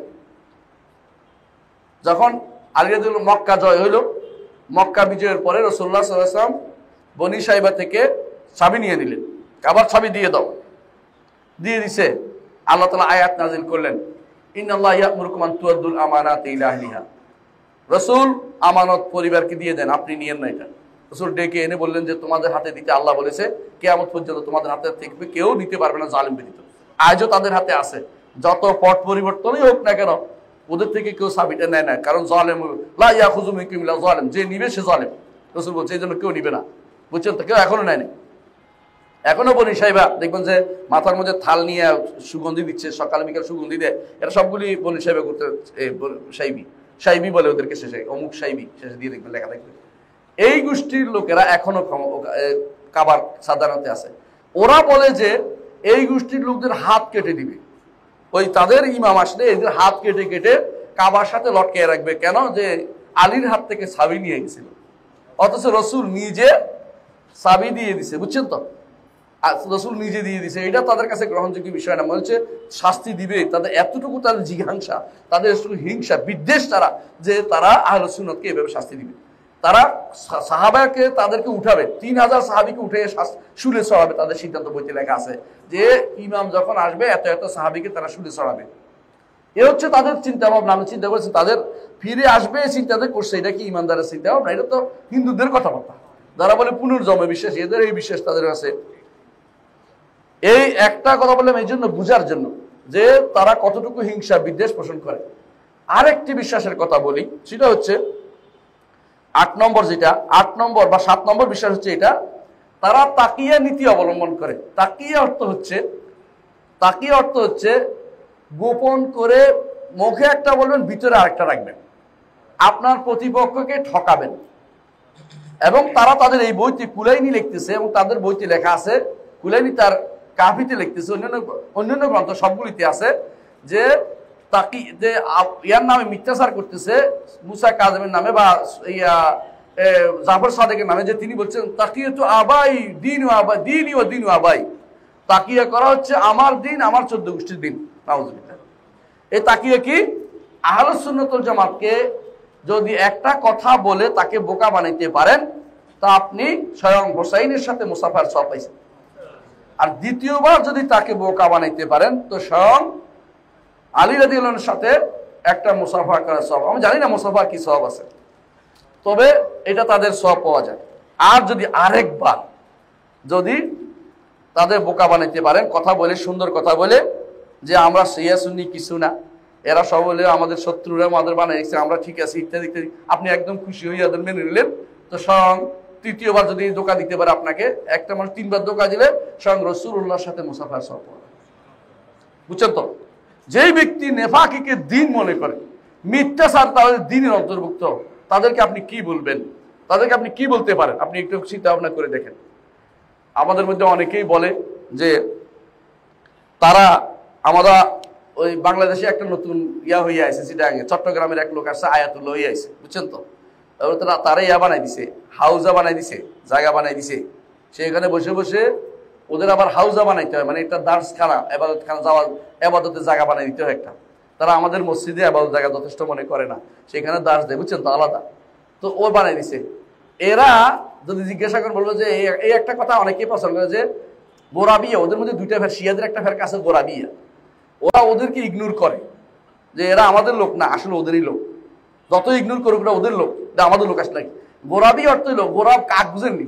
কাক দুইটা একসাথে বসে থাকলে একটা একটা আলাদা করা কি কঠিন না? ওর পার্থক্য করা যায় না, এটাও কাক এটাও কাক। তারা বলে যে জিবরিল এসেছিলেন কি নিয়ে? রিসালত নিয়ে, ওহী নিয়ে। তো আলী আর মুহাম্মদ আউযুবিল্লাহ, তারা বলে এটা দুইজনে বসা ছিলেন, জিবরিল বুঝতে ভুল করেছেন, তো তিনি কার কাছে গেলেন? মুহাম্মদ সাল্লাল্লাহু আলাইহি ওয়াসাল্লাম গেছেন, আলীর কাছে যান নাই। এই জন্য ওদের বলে গোরাবিয়া ফেরকা। এই গোরাবিয়া ফেরকার বক্তব্য, ওরা বলে যে আমাদের না, আমাদের না, এটা আমাদের ফেরকা, তো তোদেরও তো ফেরকা। এক, দুই নম্বর, ওদের মধ্যেও এই কথা আগে আছে। এই কথাটা আমি মনে করতাম বুঝি শুধু ওদের, এখন দেখতেছি এই কিতাবের মধ্যে সনদ সহ ওদের বইতে আছে। আগেকার লোকেরা এই বিশ্বাস করতে, ওদের শিয়াদের মধ্যে বিশেষ করে হিশাম আল জাওয়ালিকি বা হিশাম যেটা বলা হয়, হিশাম বিন সালেম যে শিয়া, সে এইটা বিশ্বাস ছিল। ওরা ওদের ইমাম বলে, ওদের কিতাবে লেখা আছে, তাদের ইমাম মধ্যে একজন হচ্ছে হিসাবিয়া, ফেরকা হিসাবিয়া। ওরা এটা বিশ্বাস করে যে এখানে কি হয়েছে, জিবরিলের একটা ভুল ছিল, নাউজুবিল্লাহ। এই তাকিয়া নীতির কারণে, আমরা যেটা বলছিলাম, তাকিয়া নীতির কারণে ওরা কি করে, আপনাকে বিভিন্ন রকমের কথা বলবে। যতগুলি কথা বলে, একটা কথা বলবে যে এগুলি আমাদের কিতাবে নাই, এগুলি আগে যারা বলছে আমরা এখন খুব ভালো। বিশেষ করে তারা বলবে ইমামুদ্দালালা, খুমাইনি এবং তার অনুসারীরা, এরা এই কাম করে না। কিন্তু আপনি যদি ওখানে থাকেন, ওখানে যারা আসছে, আমাদের কোনো ভাই দুর্ভাগ্যবশত তার সন্তানকে ইরানে পড়তে পাঠায়। ওরে ভাই, আপনার তো পড়ার দরকারটা কি? দিন পড়লে যথেষ্ট, দিন অত্যন্ত সহজ। সাহাবায়ে কেরাম এত দূর দূরান্তে পড়তে যায় নাই, অর্থাৎ কাফের দেশে পড়তে যায় নাই বা পাশের দেশে পড়তে যায় না। সাহাবায়ে কেরাম রসুলের মাদ্রাসার ছাত্র। রসুলের দিন যারা শিখায়, রসুলের দিন, রসুলের হাদিস যারা শিখায়, তাদের কাছে আপনি পড়বেন। আপনি ইরান যাচ্ছেন কি জন্য? আমাদের বাসার পাশে একটা প্রতিষ্ঠান আছে, এখান থেকে 100 জন প্রতি বছর যায়। তো এর অর্থ কি কয়জন শিয়া হয়ে আসে আপনি বুঝেন? 2-4 জন যখন বুঝতে পারে যে এগুলি তো ঈমান আকীদার বিরোধী, ফেরত চলে আসে বলে যে এটা ঈমান আকীদার বিরোধী। কিন্তু অধিকাংশই তো থেকে যায় একটা কথা, মিথ্যা কথা 10 বার বলে এটা কিন্তু শিয়াদের অন্তরে বসে যায়। মানে বুঝাতে পারছেন কথাটা? এই শিয়ারা প্রথম আপনাকে একটা নিউজ লেটার ধরাই দিবে, এরপর আপনাকে একটা পুরস্কার দিবে, এরপর আপনাকে বলবে যে আপনার এলাকায় যাবো, যাইয়া ভালো কথা বলবে, আপনাকে কোথাও নিয়ে যাবে, সাংবাদিকদের নিয়ে, সবগুলি সাংবাদিক শিয়া বানাই হচ্ছে আমাদের দেশে। এগুলি আপনাদের অনেকগুলো সাংবাদিক এখন শিয়া, আমার দেশ হতে শুরু করে অধিকাংশ সাংবাদিকগুলি যারা কাভারেজ দেয় বেশিরভাগ শিয়া। এদিকে ভালো করে দেখেন, দেখেন জায়গা মতো বসছে, এদেরকে খোঁজ নিয়ে দেখেন কতগুলি শিয়া ওখানে বসে রয়েছে। তারা নাম পরিচয় দিবে না, কিন্তু সব সময় শিয়াদের কথা বলবে। ইরানে কোনো কিছু হলে এখানে তারা এটার পক্ষ থেকে প্রতিরোধ করবে এবং বলবে মুজাহিদি কালকের ধরছে, ইহুদিদের ধরছে আসলে সুন্নি একটারে মারার জন্য। বদনামি করবে যে এরা দেশের শত্রু। দেশের শত্রু মানে ওরা শিয়াইজমের শত্রু হওয়ার কারণে দেশের শত্রু হয়ে গেছে। এরকম একটা দুইটা নয়, হাজার হাজার ছেলেকে তারা নিক্ষেপ করছে, মেরে গেছে। আমার বন্ধু ছিল, নাম ছিল আব্দুল গফুর বেলুসি, সুন্দর লম্বা মানুষটি। আমি তাকে বলছিলাম, আমরা সবাই বলছি দোস্ত যাইও না। বলছে না, আমার আছে, আমার বেলুচিস্তানে তো আমার ভালো জায়গা আছে, অসুবিধা নেই, আমরা যাব। বিমান থেকে নামতে দেরি, গুলি করে মেরেছে, জিজ্ঞাসা করার দরকার নেই, গুলি করে মেরে ফেলছে, সরাসরি মেরে ফেলছে। এ হচ্ছে আব্দুল গফুর। আমি বেলুচির কথা বলতেছি, যে বেলুচি দেখলে আপনি আশ্চর্য হতেন, মদিনা ইউনিভার্সিটির ছাত্র ছিল বলে তাকে মেরে ফেলছে, আর কোনো কথা দরকার নেই। আরেকজন আছে আব্দুল্লাহ খুরাসানি, মুসলিম নবীতে একবার পাইছি, কি যায় নাই, কোথায় যাব, একবার যে আসছি আর যাওয়ার সুযোগ পাচ্ছি না, কারণ এখন আমি গেলেই মেরে ফেলবে। আমি তো ওই বেটা মেরে ফেলছে না, আমি দেখলাম ওটা মেরে ফেলছে, তুমি যাইও না, বললাম তুমি অন্য দেশে যাও, অন্তত ইরানে ফিরে যাওয়ার চিন্তা ভাবনা করিও না। বা আমার নাম দেখছি এখন আব্দুল্লাহ খুরাসানি, আমি মদানি বলি না, মদানি বলে তো আগে খুঁজে বের করবে, এই জন্য আমি তারপরেও যেতে পারো কিনা সন্দেহ আছে তোমার। আমি বলতে চাচ্ছি এটাই, আপনারা ওখানে কেন পাঠাচ্ছেন? সেই জন্য শিখার জন্য। এরা আপনাকে তাকিয়ে নীতি অবলম্বন করে আপনাকে ধীরে ধীরে কিভাবে শিয়া বানিয়ে ফেলবে, এতে কোনো সন্দেহ নেই। বুঝে আসছে কথাটা? আসেন, এই তাকিয়ে নীতি মানে মিথ্যাচার। আপনাকে যেটা বলে এটা স্পষ্ট মিথ্যা। তাহলে আপনার সামনে বলবে সাহাবায়ে কেরামকে আমরা ভালোবাসি, সাহাবায়ে কেরাম তো কিছু বলতে পারবেন না, বুঝবেন এটা হলো আপনাকে ধোঁকা দিচ্ছে। কারণ তাদের আকীদা বিশ্বাস উল্টা না, এটা ঠিক না, এটা পুরোটা ধোঁকা দিচ্ছে। কোনোদিন না। আমাদের গেছিলেন, হাফিজ হুজুর গেছিলেন ইরানে, গেছেন না? হাফিজ হুজুর ইরানে গেছেন। তো ইরানে গেছে, যাওয়ার পরে তো তিনি তো খুব ভালো মানুষ ছিলেন, নেককার মানুষ ছিলেন। তিনি বললেন যে তিনি জিজ্ঞাসা করে বসছেন, আপনারা শায়খান সম্পর্কে কি মনে করেন? খোমেনি ইমাম দলাল পথভ্রষ্ট ইমাম খোমেনি বলতেছে, নাহতারিম হুমা, আমরা এদের দুইজনকে প্রশংসা করি, সম্মান করি। মানে কত বড় জঘন্য মিথ্যাচার আপনি জানেন? ওর বইতে আছে, ওর বইতে লেখা আছে ইন্নালে আইম্মাতিনা মানজিলাতান, আমাদের ইমামের এমন মর্যাদা, লা ইয়াবলুগু মালাকুন মুকাররাম ওয়া নবী মুরসাল, কোনো ফেরেশতাও বুঝতে পারে না, কোনো নবীও কোনো বুঝতে পারে না। সেখানে তারা আবু বকর ওমর বিরুদ্ধে তাদের বইতে গালি আর গালি ভর্তি, আর মুখে বলতেছে আমরা সম্মান করি। কেন? তাতে ইরানের আপনার দেশে চালু করতে পারে। ইরানের এই অবস্থা এই দেশে কোনোদিন চালু ছিল না। হ্যাঁ, এক সময় ছিল, মুখে মুখে মানুষ শিয়া ছিল এই দেশে। আপনারা জানেন এই দেশে এখনো শিয়াইজমের বিরাট বীজ রয়ে গেছে। আপনাদের নামের শেষে আলী আছে, এগুলো শিয়াইজমের বীজ। নামের শেষে আলী আসবে কেন? নামের আগে আলী আছে, নামের শেষে আলী আছে, আগে হোসাইন, পরে হোসাইন কি জন্য আসছে? এগুলো শিয়াইজমের বীজ রয়ে গেছে। কথায় কথা এগুলি আসবে কেন? এগুলি আসবে কেন আমাকে বলেন। আপনাদের নামে আরো কি সমস্যা? আপনাদের নামের মধ্যে গোলাম হোসেন অর্থ কি? গোলামের ইবাদত করেন। আবিদ আলী, আবিদ এবাদতকারী, আলীর এবাদতকারী, বুঝেন নাই? অমুক হাসান আলী ইবাদত করতেছেন। কারণ আপনারা এবাদতের ক্ষেত্রে কি করেছেন? এবাদতের ক্ষেত্রে আপনারা জান না কার এবাদত, মুখে কি করতেছেন জানেন না। আপনারা মনে করেন এদের ক্ষমতা অনেক, ওই 14 গোষ্ঠী হোক অমুক আলী লাগাই রাখছে। হ্যাঁ, আমাদের ভাই শওকত আলীও আছে, তাই না? না, শওকত আলীর নাম নাই, এরকম আছে নাকি? আছে। আল্লাহ মাফ করে দিন ওনাকে, ওর বাবাকে মাফ করে দিন, এরকম রাখছে। হ্যাঁ, এরকম নাম যেগুলি আছে বুঝবেন যে শিয়াইজমের বাকি অংশ রয়ে গেছে। আমি আসতেছিলাম শিয়াইজম কেমনে আমাদের মধ্যে আছে বুঝাই দিচ্ছি। আমি মাঝে মধ্যে এই কুষ্টিয়া থেকে আসি, গত রাত্রে আসছি। আমাকে আসতে হয় সপ্তাহে 2 বার, আসা যাওয়া করতে হয়। প্রতিমধ্যে দেখলাম এক জায়গার নাম হচ্ছে এই রাজবাড়ি। রাজবাড়িতে এই পাশে হচ্ছে কাদেরি তরিকার খানকা, আর এদিকে হচ্ছে শিয়াদের ইমাম বাড়া, বুঝছেন তো? এবং লেখা আছে মহরম উপলক্ষে কাদেরি তরিকার খানকার আলোচনা হবে শিয়াদের ইমাম বাড়াতে। আমি বলছি বাহ, মারাজাল বাহরাইনি, 2 সমুদ্র মিলে গেছে, কত সুন্দর, আর কথা বলার দরকার নেই আমার, মানে স্পষ্ট, বুঝছেন তো? এই যে সুফিবাদের বিশাল একটা অংশ শিয়াইজম দ্বারা প্রভাবিত। এই জন্য দেখবেন যে সুফিবাদের তরিকা সবগুলি যাইয়া আলী রাদিয়াল্লাহু আনহুর কাছে বসে। এদের তরিকা কেউ ওমরের কাছে যায় না। কারণ কি? হাইয়া নমাইয়াতান, ওমর হচ্ছে সেরা। মরার পরেও ওই শিয়াইজম ভয় করে, ওই মিথ্যাচারগুলি আর ওমর দিকে করতে পারে না, সব এই মিথ্যাচার ওইদিকে চলে যাচ্ছে। আলী ইবনে আবি তালহা যেটা বলেছেন, এগুলি কোনোদিনই ভালো মানুষের কাজ হইতে পারে না, বুঝছেন তো কথাটা? আচ্ছা, কয় নম্বর কইছি? 8 নম্বর বলছি না? আচ্ছা, 7 নম্বর বলছি। 9 নম্বর আকীদা হচ্ছে আমাদের নিকট খলিফাকে আবু বকর, ওমর, ওসমান, আলী, তারপরে হাসান, তারপরে মুআবিয়া রাদিয়াল্লাহু আনহু, এইভাবে তো খেলাফত। কারণ রাসূলুল্লাহ সাল্লাল্লাহু আলাইহি ওয়াসাল্লাম বলেছেন আমার উম্মতের মধ্যে যতদিন 12 জন খলিফা থাকবে এই উম্মত শক্তিশালী থাকবে। এরপরে উম্মতের মধ্যে দুর্বলতা আসবে। ঠিক 12 জন খলিফা ওমর ইবনে আব্দুল আজিজ দ্বারা শেষ হয়ে গেছে, বা তারপরে ইয়াজিদকে ধরলে ইয়াজিদ ইবনে আব্দুল মালিক, ইয়াজিদ ইবনে মুআবিয়া না, আব্দুল মালিককে ধরলে আপনার 12 জন খলিফা হয়ে যায়। ঠিকই ওই দিন পর্যন্ত মুসলিম রাষ্ট্র একটা ছিল। এরপরে মুসলিমরা 2 ভাগে ভাগ হয়ে গেছে। এক ভাগ স্পেনে চলে যায়, এক ভাগ বাগদাদে চলে আসে, নতুন যুদ্ধ বিগ্রহ আরম্ভ হয়ে যায়। পরেরগুলি নিজের খেলাফত সম্পর্কে জানতো না, এরকম অবস্থা। কিন্তু রাসূলুল্লাহ সাল্লাল্লাহু আলাইহি ওয়াসাল্লাম হাদিস প্রমাণিত হয়েছে যে এটাই ছিল। ওরা কি করছে? এই হাদিসে বানিয়ে দিছে, ইমাম বানিয়ে দিছে। 12 ইমাম কোত্থেকে আসলে বোঝার জন্য বলতেছি। রাসূল তো বলছে 12 জন খলিফা হবে, বানাই নিছে 12 জন ইমাম হবে। এখন বিপদে পড়ে গেছে, 12 জন মিলাইতে পারে না। 12 জন যদি কোনো শাসক মানতো ঠিক আছে, এখন 12 জন ইমাম বানাইছে আলাদা। এই যে আমাদের দেশে মানুষ আলাদা ইসলামিক দল করে না, ইসলামিক গোষ্ঠী আছে না আলাদা, এরা শিয়াদের থেকে প্রভাবিত, আলাদা ইমাম বানানোর কোনো সুযোগ নেই। এবং সুফিরাও এটা করে নিছে, আলাদা দল এগুলি কি শিয়াদের থেকে প্রভাবিত। ইসলামে এরকম কোনোদিন ছিল না, ইতিহাস দেখেন। যারা করেছে ক্ষমতা লোভের জন্য করেছে। আমরা তো ছাড় দিই, ক্ষমতা তো অনেকেই নিতে পারে, কিলাকিলি করুক, মারামারি করুক, ক্ষমতা নেয়। কিন্তু ইমাম হওয়া বা যাদের জন্য বায়াত হবে, এটা খেলাফত ছাড়া কারোর জন্য বায়াত হয় না, এটা মনে রাখতে হবে আমাদেরকে। এটা অনেকে রাগ করেন না, বাস্তবতা বুঝেন। এটা শরীয়ত দৃষ্টি দেখেন, কেউ এরকম বায়াত করে নাই। এরা বায়াত নাম দিয়েছে ইমাম, রাষ্ট্রীয়, অর্থাৎ শরীয়তের একটা রং দিতে চেষ্টা করেছে। এটার মধ্যে শরীয়তের রং দেওয়া যাবে না। আপনি ক্ষমতা নিতে চান, মারামারি করে ক্ষমতা নেন, আমার এই নিয়ে টেনশন নেই। কিন্তু আপনি এটাকে যদি বলেন যে শরীর দৃষ্টিকোণ থেকে আমি ইমাম, শাসক, ওই শাসক না, তো এটা অন্যায় হবে। কারণ আসলে আপনি শাসক না, আপনি ইচ্ছে 2 নম্বরই করতেছেন। এখন এখন বুঝা আয়াত এবং হাদিসকে 2 নম্বরই করে তারা নিজেদের দিকে নিয়ে আসে, এটা সত্য না। এই শিয়ারা কি করছে, যেহেতু হাদিসটা বুঝাচ্ছে 12 জন খলিফা হবে, এখন তারা বলে না এই 12 জন খলিফা বুঝাচ্ছে না, 12 জন ইমামকে বুঝাচ্ছে। তো 12 জন ইমাম কারা? 12 জন ইমামের একজনের নাম হচ্ছে, বলে যে প্রথম হচ্ছে আলী, দ্বিতীয় হচ্ছে হাসান।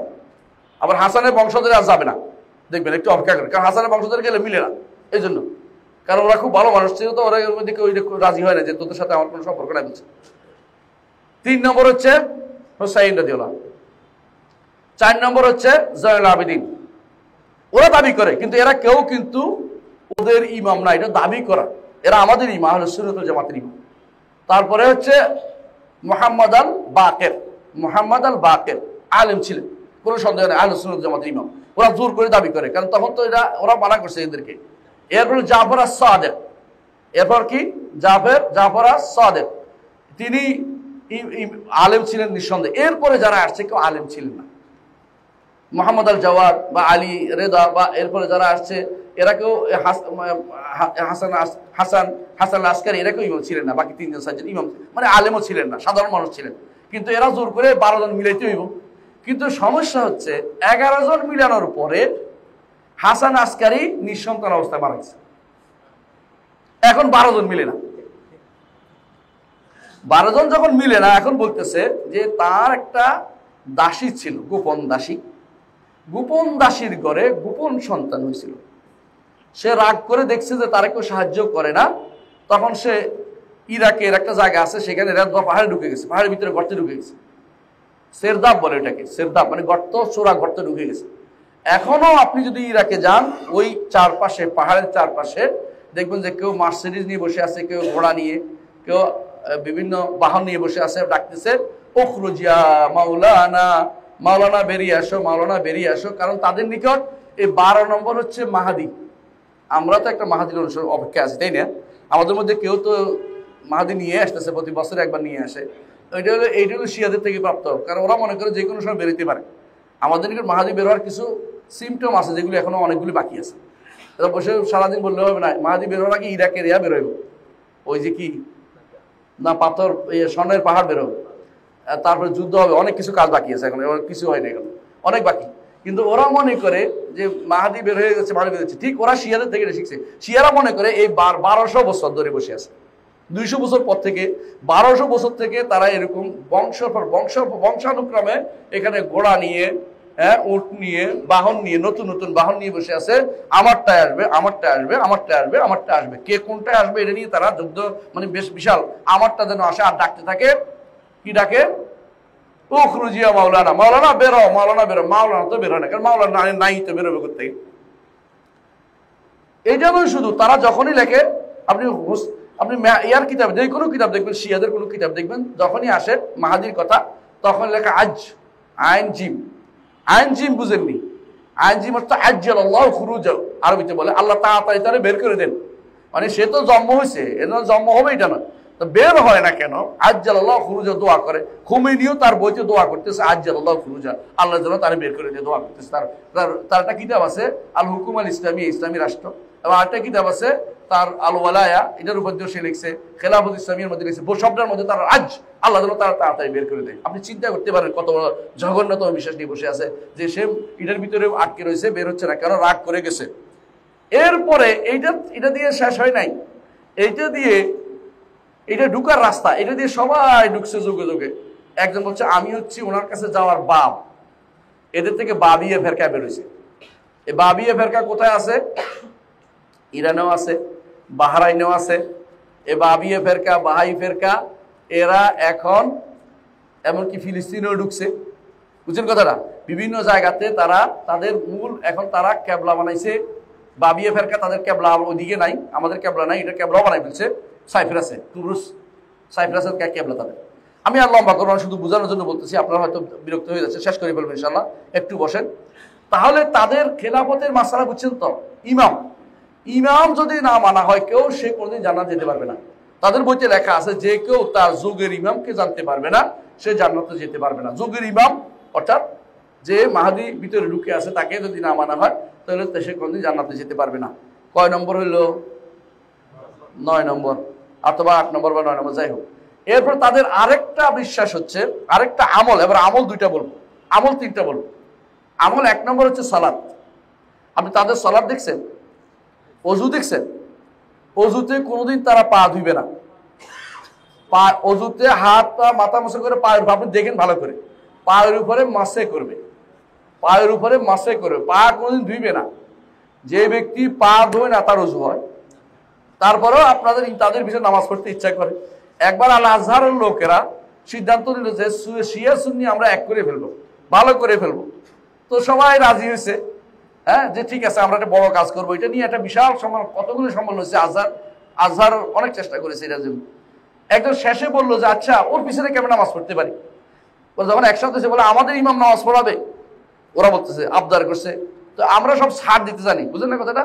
আহলুস সুন্নাহ সবসময় লিবারাল হইয়া যায়, বাতিল কিন্তু লিবারাল হয় না। বাতিল গণতন্ত্র ছাড়ে না, আপনি গণতন্ত্র নিতে রাজি হয়ে যান, মানে বাকিটা কইলাম না। এরকম সবাই আছে বা আহলুস সুন্নাহ ওয়াল জামাত ওদেরকে ছাড় দিছে, ইমামতি করবে, ঠিক আছে। আয়াতুল্লাহ ইমামতি করতেছে, হুজ্জাতুল্লাহ ইমামতি করে, এক আয়াতুল শয়তান আর হুজ্জাতুল শায়াতিন, এরা কি করে ইমামতি করতে গেছে। তো পিছনে যে দাঁড়িয়েছে কোথায়, আচ্ছা কেমন ইমামতি করলো, ও তো উজু করে না, আমি দেখলাম ও পায়ে মশে করছে, আর আমার নিকট তো অজু হয় না, আমি কেমনে নামাজটা পড়তে হবে, নামাজটা আবার পড়তে হবে আমার, কি জন্য কিসের আমরা ঐক্য করলাম? হে নামাজে পা ধুইতে রাজি হয় না, তো ঐক্যটা কেমন হলো? একটা ছোট্ট মাসাল সে আমার সাথে এক বছর পা ধুইতে হবে, পা ধুবে না, পায়ের উপর মশে করছে আমার সামনে, তাহলে আমি তার পিছনে কেমন নামাজটা পড়ি? বুঝছেন কথাটা? তার মধ্যে নামাজে দাঁড়াইছে, বসে নামাজ দাঁড়াই কি করছে, সূরা ফাতিহা পড়ার পরে হাত তুলে দোয়া করা শুরু করছে, দুরূদ পড়া শুরু করছে। মানে দুরূদের জায়গা নাকি দেখবেন, এটা দুরূদ পড়তে শুরু করছে। এরপরে ওই লানত করতেছে আবু বকর ওমর, ওইটা শিখে চালু রাখছে, মানে বলে ফেলছে। যারা বলতেছে কি করবো, আমরা কি করতে, ওরা কি করতেছে, আমরা কি জন্য ঐক্য করতেছে, ওরা তো আমাদের বিরুদ্ধে কথাবার্তা বলতেছে জীবনে। কারণ এত শয়তানি শিখছে, সালাতের মধ্যে হচ্ছে লানত। তারা হাতে পায়ে তিনবার থাপ্পড় দিয়ে দেখবেন, এই তিনবার থাপ্পড় দিয়ে আবু বকর ওমরকে লানত করে, আবু বকর ওমর ওসমানকে তিনবার থাপ্পড় দিয়ে। এদের এই শয়তানিগুলো আপনি যদি বলেন না না না এগুলি ঠিক না, এগুলি আমাদের নয়, মিথ্যাচার করছে, আমরা এই করবো, মুবাহালা করবো, এটা তো মুবাহালা তো কাদিয়ানিও করছে, কাদিয়ানিও মুবাহালা করছে। মুবাহালা তো এগুলি করে আপনাকে ধোকা দেয়া, ঠক দেয়া, এটা হলো ওদের কাজ। এই জন্য এগুলির কথা বিশ্বাস করবে না। এরা সালাতের ব্যাপারে অজু সালাত এদের কোনোদিনই শুদ্ধ হয় না।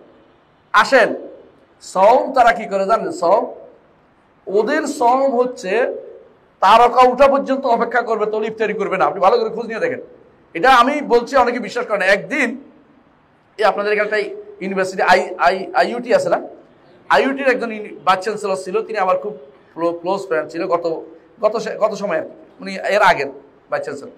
তো আমি আর উনি একখানে বসে একখানে ইফতারি করছি। সেখানে ঘটনাচক্রে ইরানি অ্যাম্বাসেডারকে দাওয়াত দেওয়া হয়েছে, তিনি তার ওয়াইফকে নিয়ে আসছেন। তো সেখানে আমি ইফতার করে ফেলছি, আজান দিছি, ইফতার করে ফেলছি, উনি ইফতার করে ফেলছে। তারপরে তাকাই রইল ওইদিকে, দেখে যে অ্যাম্বাসেডার ইফতার করে না, অ্যাম্বাসেডার ওয়াইফ ইফতার করে না।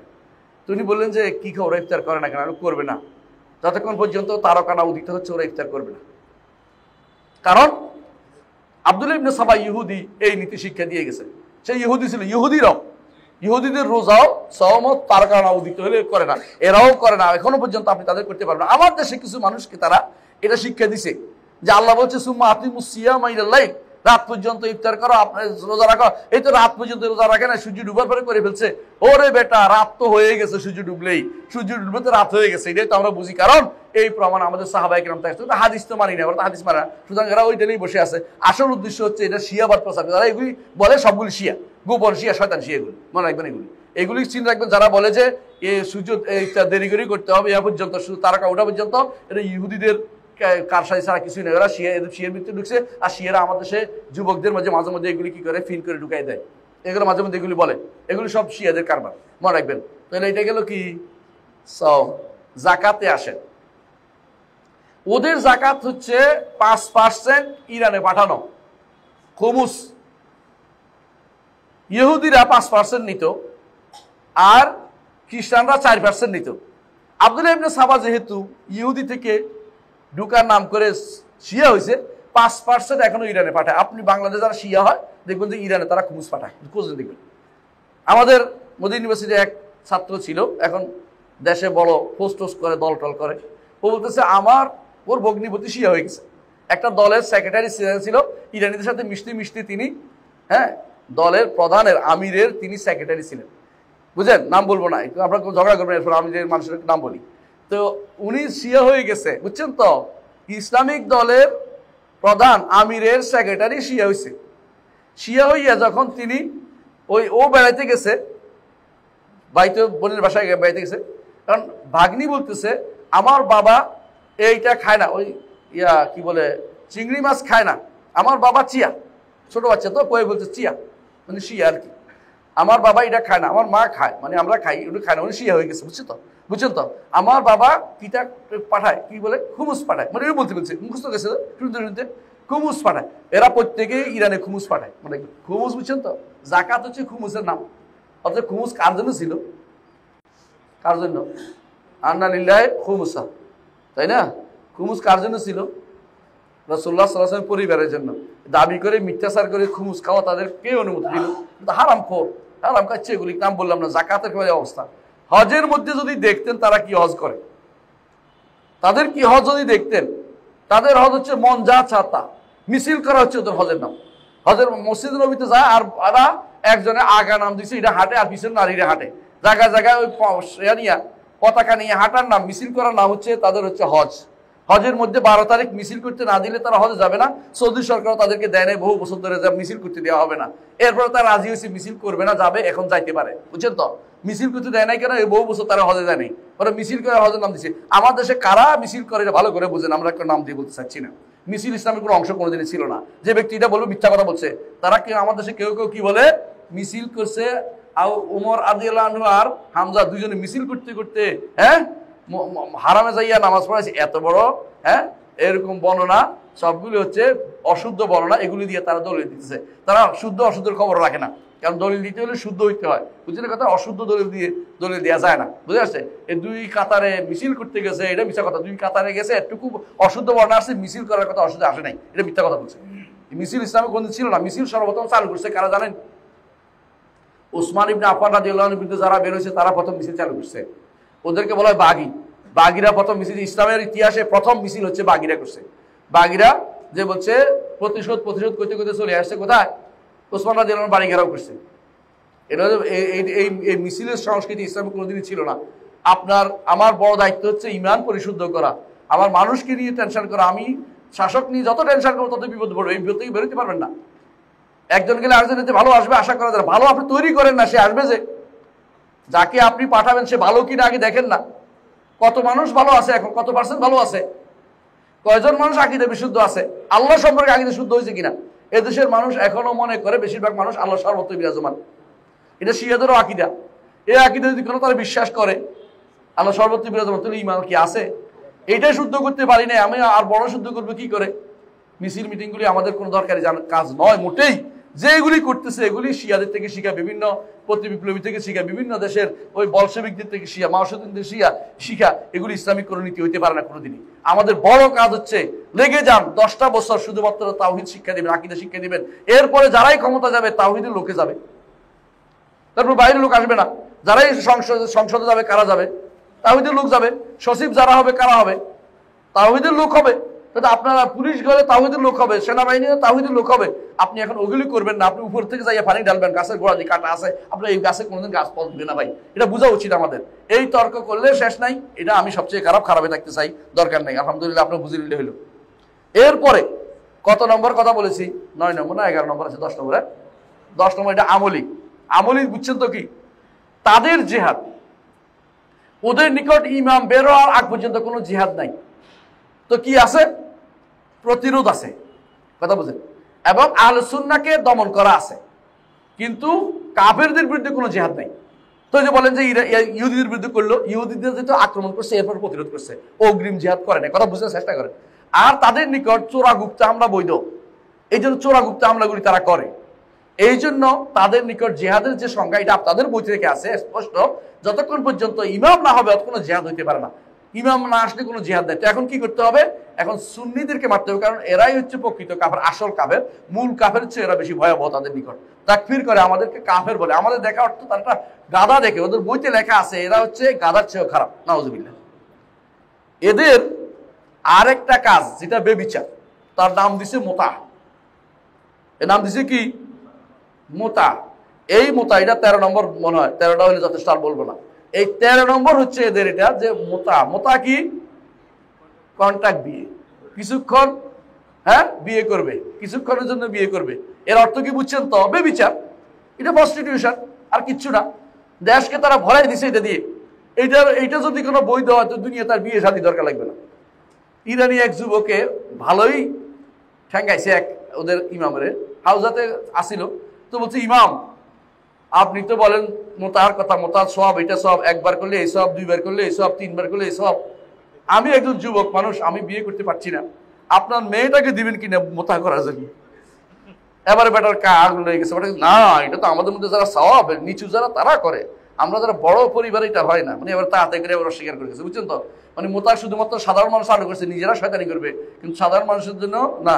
এটা হলো ওদের শয়তানি, আর কিছুই না। মোতা এটাই হচ্ছে বেবিচার। এই বেবিচারকে তারা দিন মনে করে। বেবিচার করলে, এইটা মোতা করলে তাদের এই সব ওই সব তাদের মধ্যে এটা উল্লেখিত আছে। এটা কোনোভাবে খারাপ মনে করে না তারা। আমাদের মনে হয়েছে খারাপ মনে হয়েছে না, খারাপ মনে করে না। বরং হাবিজ হুজুররা যখন গেছিল জিজ্ঞাসা করছে মোতা লাগবে কিনা, আস্তে করে জিজ্ঞাসা করছে, বলছে না না এগুলি আমাদের নাই, ছেড়ে দিয়েছে। বুঝছেন তো কথাটা? এমনকি আমাদের দেশে একজন আলেম জীবিত আছে, উনি নাকি একজন গিয়েছিলেন, একজন মারা গেছেন, আল্লাহ জান্নাত নসিব করুন, ওনারা নিয়ে গেছেন, দেখেন আপনি কিন্তু সাবধান, ও আগে বলে দিয়েছে, উনি ভালো আলেম যিনি দেশে আছে, বলে সাবধান আপনি কিন্তু প্রভাবিত হয়ে যাবেন না। তিনি মারা গেছেন, আল্লাহ জান্নাত নসিব করুন, ভালো, উনিও ভালো ছিলেন, কিন্তু প্রভাবিত হয় না। কিন্তু ওরা কেলে মোতা এদের কাছে কোনো ব্যাপারই নাই, এটা হলো স্বাভাবিক জিনিস, স্বাভাবিক জিনিস। এই মোতাটা স্বাভাবিক জিনিস যদি হয়, তাহলে মানুষগুলি কি হয়েছে আর বুঝছে? কিছুই না তাদের কাছে। তো আমি যেটা বলতে চাচ্ছি, ইরানিদের বিশ্বাস এতক্ষণ ধরে বলছি, কিন্তু খেয়ানতগুলি বলি নাই। খেয়ানত একটা খুতবা আছে আমার, ইরানিরা যোগে যোগে কি কি খেয়ানত করেছে, এর উপরে খেয়ানত বুঝেন। ইরানিদের কারণে খেলাফত নষ্ট হয়েছে বাগদাদের। হালাকু খানের ওজির, একসাথে 2 ওজির ছিল। এক ওজির হলো হালাকু খানের, কে, যার নাম ওরা নাসিরউদ্দিন তুসি বলে। নাসিরউদ্দিন না, ইবনে তাইমিয়া বলতে নাসিরুল কুফর ওয়া শিরক, দ্বীনের সাহায্যকারী না, কুফর ও শিরকের সাহায্যকারী। সে খলিফাতুল মুসলিমিনের কাছে আসছে, বলছে আমাকে দায়িত্ব দেন, আমি দেখবেন যে হোলাকুর তাড়া দিব। আবারও হোলাকুরকে যাই বলছে আমাকে দায়িত্ব দেন, আমি এদের সব ধ্বংস করে দিব। একসাথে 2 ওজির 2 দায়িত্ব নিছে। 2 দায়িত্ব নিয়া সেই কি হচ্ছে, খলিফাতুল মুসলিমিন বলছে আপনি যদি কোনো সরাসরি যান, উনি আপনার সামনে কিন্তু সেজদা পড়ে যাবেন, আপনাকে খুব প্রশংসা করে, আপনি গেলেই তিনি খুশি হয়ে আপনার কাছে সবকিছু আর বাগদাদ ধ্বংস করে চলে যাবেন তিনি। তো খলিফা মনে করছে যে যাক, একটা সুযোগ যদি আমি যাই, যদি মেনে নেয় তো আমি যাই। খলিফা কিছু, আপনি এমনি গেলে তো মাইরে ফেলবে, আপনি বস্তার ভিতরে ঢুকেন, আমি আপনার কাঁধে করে নিয়ে যাব। বস্তার ভিতরে ঢুকছে আর মুখটা বন্ধ করে দিছে, মুখটা বন্ধ করে নিয়ে চলে গেছে খোলাকুপ, এবং সে 2 জনের পিছে পিছে পা দিয়ে তার মারছে, খলিফাতুল মুসলিমকে মারছে। ইতিহাস বুঝেন কত কঠিন জিনিস। এক জায়গায় 2 জায়গায়, ইতিহাসের একটা শুধু উল্লেখ করলাম, এর উপরে একটা লম্বা খুতবা আছে, তারা কি কি খেয়ানত করেছে এটা ভালো করে জানা দরকার। এরা হচ্ছে ইরানি শিয়া, এরা হচ্ছে রাফিদি শিয়া, এরা হচ্ছে উম্মতে মুসলিমার জন্য ক্যান্সার স্বরূপ। এরা উম্মতে মুসলিমাকে 2টা ভাগ করে দিয়েছে। যদি শুদ্ধ হইতে হয়, কোনটা শুদ্ধ হইতে আমাকে বলেন। আপনি কি সাহাবায়ে কেরাম ছাড়বেন, না কোরআন ছাড়বেন, না হাদিস ছাড়বেন? আপনি কোন জায়গায় ছাড় দিতে পারবেন? আপনি তো কোথাও ছাড়তে পারেন, এটা আমার আকীদা বিশ্বাস রে ভাই, এটা আমার আমল, এটা বিশুদ্ধ, এটা আমি ছাড় দেওয়ার জায়গা নাই। ওরা তো বাতিল আছে, ওরা কেন ছাড়ে না? ওরা শুধু আমাদেরকে ডাকে ছাড় দিতে, ওরা ছাড়ে না। আমাদের বন্ধুরা ছাড় দিতে রাজি হয়ে, ছাড় দিতে রাজি হলে কি নিচ্ছে রে ভাই? কুফুরি নিচ্ছে। এই জন্য দয়া করে আপনাদেরকে অনুরোধ জানাবো, শিরিক এবং কুফুরের এই যে মিল্লাত চালু আছে, এদের বিরুদ্ধে সজাগ থাকুন, মানুষদেরকে সাবধান করুন, নিজের সন্তানকে সাবধান করুন। এরা এদেশে যে মোস্তফা ইউনিভার্সিটি করেছে, ওখানে কোনো সন্তান ভর্তি করবেন না। ওরা সেখানে বৃত্তি দিবে, খুশি হইয়া টাকা নিয়ে ইমান হারা হয়ে যাবেন। কি জন্য? তুমি ইহুদি নাসারাদের মতোই তো তাদের কাজ। ইহুদি নাসারা হওয়া আর শিয়া হওয়ার মধ্যে কোনো পার্থক্য আমরা দেখি না। ভালো করে দেখেন, ওদেরকে চিনা যায় না। ওরা প্রকাশ্য শত্রু, এরা গোপন শত্রু। এই গোপন শত্রু আমাদের ক্ষতি বেশি করে সবসময়। মুনাফিকরা যত ক্ষতি করেছে, কাফেররা এত ক্ষতি করতে পারে না মদিনাতে। কাফেররা তো পালায় বেড়াইতো, মুনাফিকরা শত্রু ভিতরে থেকে কি করতো? মুসলিমদের ক্ষতি করতো। সুতরাং আমাদের এই বিষয়গুলি জানা দরকার এবং বোঝা দরকার, এবং নিজেদেরকে সাবধান করা দরকার। নিজেরা এগুলি প্রচার করে, আলোচনা করে মানুষকে দিবেন। কেন? আমি তথ্যভিত্তিক কথা বলছি, একটা কথাও তথ্যভিত্তিক বাদে নাই। একটা কথা না, আমি একটা করে দলিল দিতে পারবো। ওদের বই যদি থাকে আপনি পাবেন। এরা যদি কোনো অস্বীকার করে মিথ্যাচার করতেছে, ওদের বইতে লেখা আছে। এখন যদি বলে যে এই বই মানে, তো কোন বই বানানো, ওটা দেন। একটা বইও পাবে না যে এরকম বসুদ্ধ। কুলাইনির কাফি তাদের কাছে বড় কিতাব, ওই কিতাবের মধ্যে এগুলি আছে। আপনি অন্যখানে কি বলবেন? সুবহানাকাল্লাহু ওয়া বিহামদিকা আশহাদু আল্লা ইলাহা ইল্লা আনতা আস্তাগফিরুকা ওয়া আতুবু ইলাইক। আসসালামু আলাইকুম ওয়া রাহমাতুল্লাহি ওয়া বারাকাতুহু।